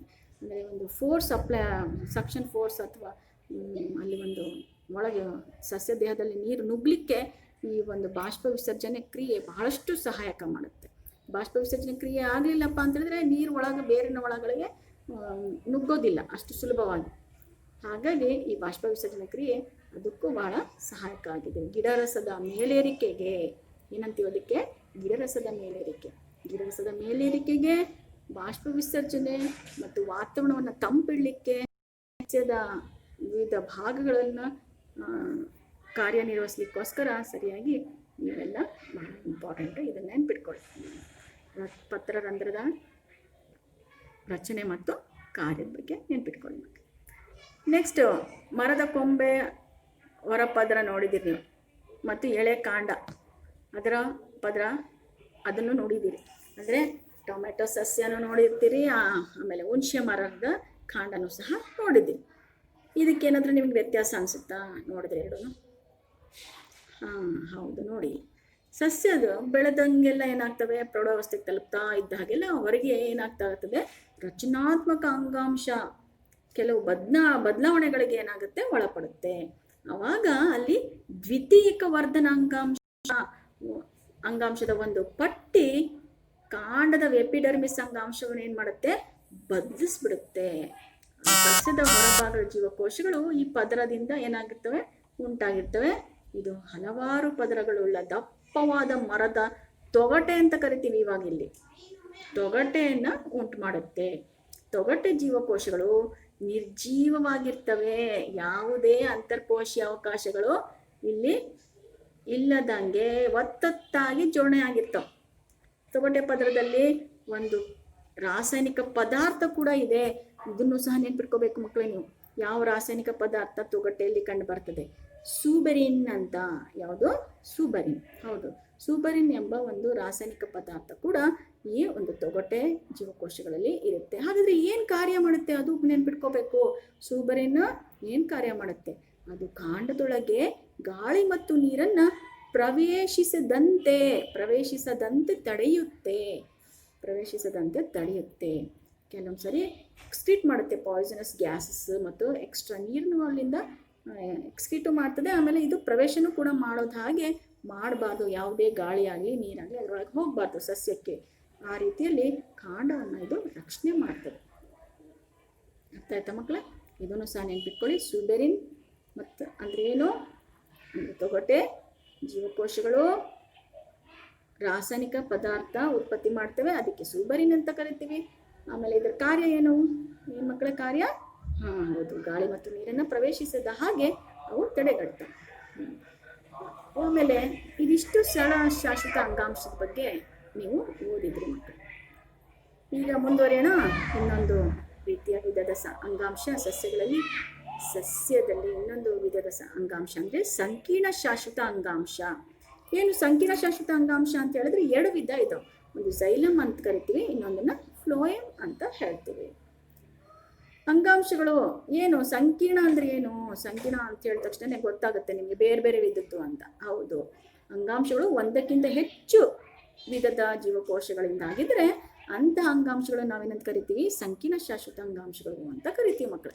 ಆಯಿತು, ಝೈಲಮ್ ಮತ್ತು ಫ್ಲೋಯಮ್ ಅಂಥ ಸಂಕೀರ್ಣ ಅಂಗಾಂಶಗಳಿಗೆ ಉದಾಹರಣೆ.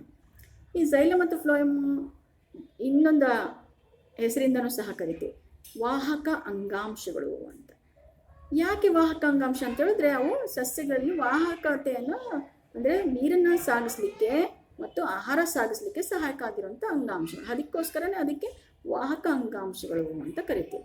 ಒಟ್ಟಾಗಿ ನಾಳಕೂರ್ಚ ಅಂತ ಕರಿತೀವಿ. ಝೈಲಮ್ ಫ್ಲೋಯಮ್ ಒಂದೇ ಬಂಡಲಲ್ಲಿದ್ದರೆ, ಆಗಲೇ ನೋಡಿದ್ರಲ್ಲ ಚಿತ್ರದಲ್ಲಿ, ಒಂದೇ ಬಂಡಲಲ್ಲಿದ್ದರೆ, ಒಂದೇ ಸಮೂಹದಲ್ಲಿದ್ದರೆ ನಾಳಕೂರ್ಚಗಳು ಅಂತ ಕರಿತೀವಿ. ಝೈಲಮ್ ಆ್ಯಂಡ್ ಫ್ಲೋಯಮ್ ಒಂದೇ ಬಂಡಲ್ ಅಥವಾ ಒಂದೇ ಸಮೂಹದಲ್ಲಿದ್ದರೆ ಅದಕ್ಕೆ ನಾಳಕೂರ್ಚ ಅಂತ ಕರಿತೀವಿ. ಅದು ಒಂದು ಮಾರ್ಕ್ಸಿಗೆ ಕೇಳ್ಬೋದು, ನಾಳಕೂರ್ಚ ಅಂದರೆ ಏನು. ಝೈಲಮ್ ಮತ್ತು ಫ್ಲೋಯಮ್ ಒಂದೇ ಸಮೂಹದಲ್ಲಿ ಕಂಡು ಬಂದರೆ ಅದಕ್ಕೆ ನಾಳಕೂರ್ಚ ಅಂತ ಹೇಳ್ತೀವಿ. ಈಗ ಮೊದಲನೇದು ಝೈಲಮ್ ಅಂದರೆ ಏನು? ಝೈಲಮು ನೀರನ್ನು ಸಾಗಿಸುವಂತಹ ಅಂಗಾಂಶ. ಸಸ್ಯಗಳಲ್ಲಿ ನೀರು ಸಾಗಿಸುವ ಅಂಗಾಂಶ ಯಾವ್ದು ಮಕ್ಕಳೇ? ಹೌದು, ಝೈಲಮ್. ಹಾಗೆ ಈ ಝೈಲಮ್ಮು ಎಷ್ಟು ರೀತಿಯ ಜೀವಕೋಶಗಳಿಂದ ಮಾಡಲ್ಪಟ್ಟಿದೆ? ಸಂಕೀರ್ಣ ಅಂತ ಹೇಳಿದ್ವಲ್ಲ ಮಕ್ಕಳೇ, ಹೌದು ಸಂಕೀರ್ಣ. ಅದರಲ್ಲಿ 4 ಬಗೆಯ ಜೀವಕೋಶಗಳು ನಾವು ನೋಡ್ತೀವಿ. ಯಾವ್ದು ಹಾಗಾದರೆ ಝೈಲಮ್ಮಲ್ಲಿ ಏನೇನು ಯಾವ್ಯಾವುದಿದೆ? ಟ್ರೇಕಿಡ್ಗಳಿದ್ದಾವೆ, ಅಂದರೆ ನಾಳಗಳಿದ್ದಾವೆ. ಝೈಲಮ್ ಪೆರೆನ್ಕೈಮಾ ಇದೆ ಮತ್ತು ಝೈಲಮ್ ನಾರುಗಳು. ಇಲ್ಲಿ ನೋಡಿ ಚಿತ್ರಗಳು ಕಾಣಿಸ್ತಾ ಇದ್ದಾವೆ, 4 ಸಹ ಇದೆ ನೋಡಿ ಅಲ್ಲ. ಝೈಲಮ್ ಇದರಲ್ಲಿ ನೋಡ್ತಿದ್ದೀರಲ್ಲ ಮಕ್ಕಳೇ, ಟ್ರೇಕಿಡ್ಸ್ ಇದು ನಾಳಗಳು, ಹಾಗೆಯೇ ಝೈಲಮ್ ಪ್ಯಾರೆನ್ಕೈಮಾ. ಇದಿಷ್ಟು ಝೈಲಮ್ 4 ಬಗೆ ಜೀವಕೋಶಗಳು. Xylem parenchyma, xylem vessels, tracheids ಮತ್ತು ನಾರುಗಳು ಇಷ್ಟು ಸಹ ಇರ್ತವೆ. ಈಗ ನೋಡಿ, ಕೋಶಗಳು ದಪ್ಪವಾದ ಕೋಶ ಭಿತ್ತಿಯನ್ನು ಹೊಂದಿರ್ತವೆ. ಬಹುತೇಕ ಇವು ನಿರ್ಜೀವ ಜೀವಕೋಶಗಳಾಗಿರ್ತವೆ. ಯಾವುದು? ಟ್ರೇಕಿಡ್ ಮತ್ತು ನಾಳಗಳಿದ್ದಾವಲ್ಲ, ಕೊಳವೆ ಆಕಾರ ರಚನೆ ಹೊಂದಿರುತ್ತೆ. ನೀರನ್ನು ಮತ್ತು ಲವಣಗಳನ್ನು ಅಂದರೆ ಭೂಮಿಯಿಂದ ಸಸ್ಯಕ್ಕೆ ಮೇಲ್ಮುಖಕ್ಕೆ ಸಾಗಿಸಲು ಸಹಾಯ ಆಗುತ್ತೆ. ಅಂದರೆ ಭೂಮಿಯಿಂದ ಏನಾಗ್ತಾ ಇದ್ದಾವೆ, ಸಸ್ಯ ಮೇಲ್ಗಡೆಗೆ ತೊಗೊಂಡೋಗ್ತವೆ, ಮೇಲ್ಮುಖವಾಗಿ ಸಾಗಿಸಲಿಕ್ಕೆ ಸಹಾಯ ಆಗ್ತದೆ. ಸಸ್ಯದಲ್ಲಿ ಏನು ತೊಗೊಂಡೋಗ್ತಾ ಇದ್ದಾವೆ? ನೀರು ಮತ್ತು ಲವಣ. ಆಮೇಲೆ ಝೈಲಮ್ ಪ್ಯಾರೆನ್ಕೈಮಾ ಆಹಾರ ಸಂಗ್ರಹ ಮಾಡುತ್ತೆ ಮತ್ತು ನೀರನ್ನು ಹರಿಲಿಕ್ಕೆ ಒಂದು ಸ್ವಲ್ಪ ಪಾರ್ಶ್ವ ಹರಿವಿಕೆಗೆ ಇದು ಸಹಾಯಕ ಆಗಿದೆ. ಯಾವುದು? ಪ್ಯಾರೆನ್ಕೈಮಾ ಅಂಗಾಂಶ. ಆಮೇಲೆ ಝೈಲಮ್ ನಾರು ಇದೆಯಲ್ಲ, ಇದು ಪ್ರಧಾನವಾಗಿ ಸಸ್ಯ ದೇಹಕ್ಕೆ ಆಧಾರವನ್ನು ಒದಗಿಸುವಂಥ ಕಾರ್ಯ ಮಾಡುತ್ತೆ. ನೋಡ್ಕೊಳ್ಳಿ, 4 ಬಗೆ ನೆನ್ಪಿಟ್ಕೋಬೇಕು ನೀವು. ಝೈಲಮ್ನಲ್ಲಿ 4 ಬಗೆ ಅಂಗಾಂಶಗಳಿದ್ದಾವೆ ಮತ್ತು ಅವುಗಳು ಏನೇನು ಕಾರ್ಯ ಮಾಡ್ತವೆ ಅಂತ ನೆನ್ಪಿಟ್ಕೋಬೇಕು. ಝೈಲಮ್ ಇದರಲ್ಲಿ ನೋಡಿ, ಝೈಲಮ್ ಫೈಬರ್ಸ್ ಅಂತ ಹೇಳ್ತೀವಲ್ಲ, ಅಂದರೆ ನಾರುಗಳು, ಅದು ನಿರ್ಜೀವ. ಆಮೇಲೆ ಟ್ರೇಕಿಡ್ಗಳು, ಆಮೇಲೆ ಝೈಲಮ್ ವೆಸಲ್ಸ್, ಝೈಲಮ್ ಪ್ಯಾರೆನ್ಕೈಮಾ.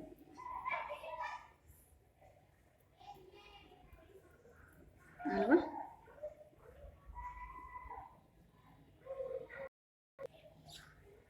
ನೋಡಿ, ಇದರಲ್ಲಿ ಪ್ಯಾರೆನ್ಕೈಮಾ ಅನ್ನೋದು ಒಂದೇ ಒಂದು ಜೀವಂತವಾಗಿರೋದು, ಇನ್ನೆಲ್ಲವೂ ಕೂಡ ಡೆಡ್ ಟಿಶ್ಯೂಸ್ ಇವೆಲ್ಲ. ಈಗ ನೋಡಿ, ಈಗ ಎರಡನೇದು ಫ್ಲೋಯಮ್ ಅಂಗಾಂಶ. ಈ ಫ್ಲೋಯಮ್ ಅಂಗಾಂಶ ನೋಡಿ, ಇದು ಕೂಡ 4 ರೀತಿಯ ಜೀವಕೋಶಗಳಿಂದಾಗಿದೆ. ಫ್ಲೋಯಮ್ 4 ವಿಧದ ಘಟಕಗಳಿಂದಾಗಿದೆ. ಯಾವ್ಯಾವುದು ಅಂತ ಹೇಳ್ಬೋದು, ಅಲ್ಲೂ ಕೂಡ ಹೇಳಿದ್ರಲ್ಲ, ಫ್ಲೋಯಮ್ ಪ್ಯಾರೆನ್ಕೈಮಾ, ಇಲ್ಲೂ ಕೂಡ ಫ್ಲೋಯಮ್ ಪ್ಯಾರೆನ್ಕೈಮಾ. ಅಲ್ಲಿ ಝೈಲಮ್ ಪ್ಯಾರೆನ್ಕೈಮಾ ಇತ್ತು, ಇಲ್ಲಿ ಫ್ಲೋಯಮ್ ಪ್ಯಾರೆನ್ಕೈಮಾ. ಅಲ್ಲಿ ಝೈಲಮ್ ನಾರಿತ್ತು, ಇಲ್ಲಿ ಫ್ಲೋಯಮ್ ನಾರಿದೆ. ಎರಡು ಕೂಡ ಸಿಮಿಲರ್. ಅದರಲ್ಲಿ ಝೈಲಮ್, ಇಲ್ಲಿ ಫ್ಲೋಯಮ್ ಅಂತ ಹೇಳ್ತೀವಿ. ಅವೆರಡು ಸಿಮಿಲರ್ ಆಗಿದೆ. ಆದರೆ ಇಲ್ಲಿ ಇನ್ನೊಂದೆರಡು ಬೇರೆ ಬೇರೆಯಾಗಿದೆ. ಜರಡಿ ನಾಳಗಳು ಮತ್ತು ಸಂಗಾತಿ ಜೀವಕೋಶಗಳು ಇವು ಕಂಡು ಬರ್ತವೆ. ಜರಡಿ ನಾಳಗಳು ಮತ್ತು ಸಂಗಾತಿ ಜೀವಕೋಶ, ಒಟ್ಟು 4 ಬಗೆ ಜೀವಕೋಶಗಳು, 4 ವಿಧದ್ದು. ಗೊತ್ತಾಯ್ತಲ್ಲ ಮಕ್ಕಳೇ? ಯಾವ್ಯಾವುದು ಅಂತ ಹೇಳ್ತೀರಾ? ಯಾವ್ಯಾವುದು? ಜರಡಿ ನಾಳಗಳು, ಸಂಗಾತಿ ಜೀವಕೋಶಗಳು, ಫ್ಲೋಯಮ್ ನಾರು ಮತ್ತು ಫ್ಲೋಯಮ್ ಪ್ಯಾರೆನ್ಕೈಮಾ. ಇಲ್ಲಿ ನೋಡಿ, 3 ಕೂಡ ಜೀವಂತವಾಗಿರೋ. ಇಲ್ಲಿ ಯಾವುದು? ಜರಡಿ ನಾಳನೂ ಜೀವಂತನೇ, ಸಂಗಾತಿ ಜೀವಕೋಶಗಳು ಜೀವಂತನೇ, ಫ್ಲೋಯಮ್ ಪ್ಯಾರೆನ್ಕೈಮಾ ಜೀವಂತ. ಫ್ಲೋಯಮ್ ನಾರನ್ನು ಹೊರತುಪಡಿಸಿ, ಫ್ಲೋಯಮ್ ನಾರು ಒಂದು ನಿರ್ಜೀವ, ಇನ್ನು ಉಳಿದವೆಲ್ಲ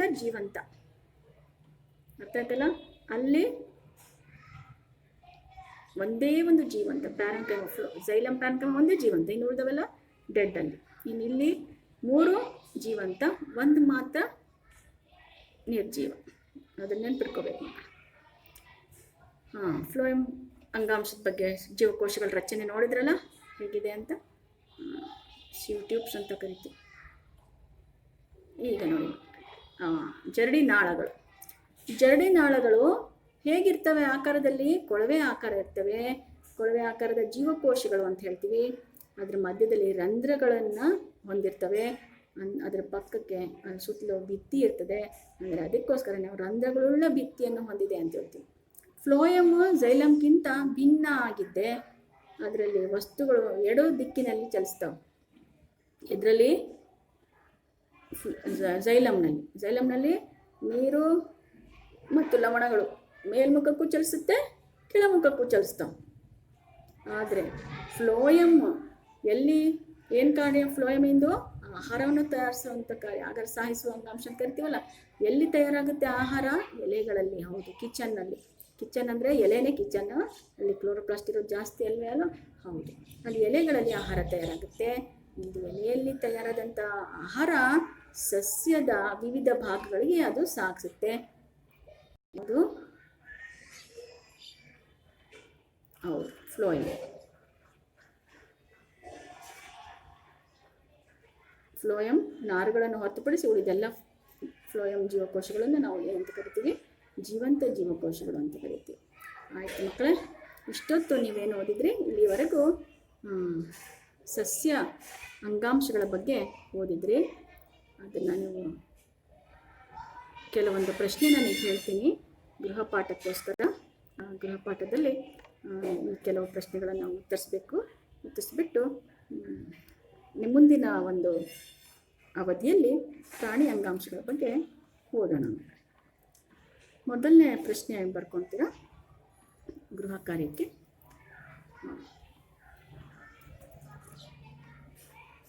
ಜೀವಕೋಶ ಅಂದ್ರೇನು? ಎರಡನೇದು, ಅಂಗಾಂಶ ಅಂದ್ರೇನು?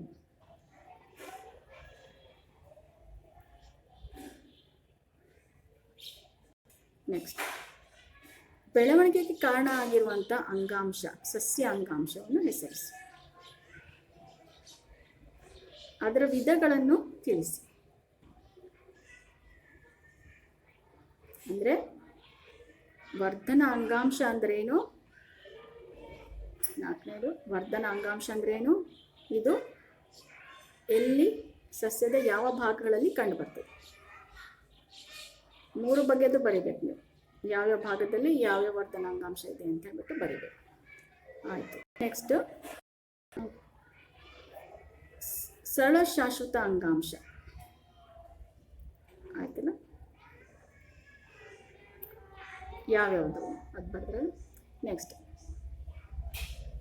ಸಂಕೀರ್ಣ ಶಾಶ್ವತ ಅಂಗಾಂಶ ಉದಾಹರಣೆ ಕೊಡಬೇಕು ಸಸ್ಯಗಳಲ್ಲಿ. ಸರಳ ಶಾಶ್ವತ ಅಂಗಾಂಶ ಯಾವುದನ್ನು ಹೆಸರಿಸಿ. ಸಂಕೀರ್ಣ ಶಾಶ್ವತ ಅಂಗಾಂಶಗಳನ್ನು ಹೆಸರಿಸಿ.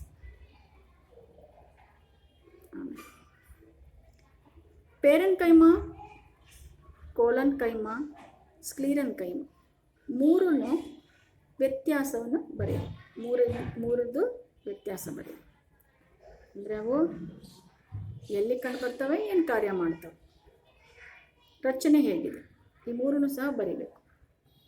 ಪ್ಯಾರೆನ್ಕೈಮ, ಕೋಲನ್ಕೈಮ, ಸ್ಕ್ಲೀರನ್ಕೈಮದು ರಚನೆ, ಕಾರ್ಯ ಎಲ್ಲವೂ ಸಹ ಸೆಪ್ರೇಟಾಗಿ 3 ಕಾಲಮ್ ಹಾಕ್ಕೊಂಡು ಅದು 3 ಬರೀರಿ. ಸಂಕೀರ್ಣ ಶಾಶ್ವತ ಅಂಗಾಂಶ ಜೈಲಮ್ ಮತ್ತು ಫ್ಲೋಯಮ್ಗಳಲ್ಲಿ ಕಂಡುಬರುವಂತಹ ವಿವಿಧ ಜೀವಕೋಶಗಳನ್ನು ಹೆಸರಿಸಿ. ಅದರಲ್ಲೂ ಅಷ್ಟೇ, ಜೈಲಮ್ನ 4 ಜೀವಕೋಶಗಳು ಬರೀರಿ. ಹಾಗೆ ಒಂದು ಕಡೆಗೆ ಇನ್ನೊಂದು ಕಡೆಗೆ ಫ್ಲೋಯಮ್ನಲ್ಲಿ ಕಂಡುಬರುವಂಥ 4 ಬಗೆಯ ಜೀವಕೋಶಗಳನ್ನು ಬರೀರಿ.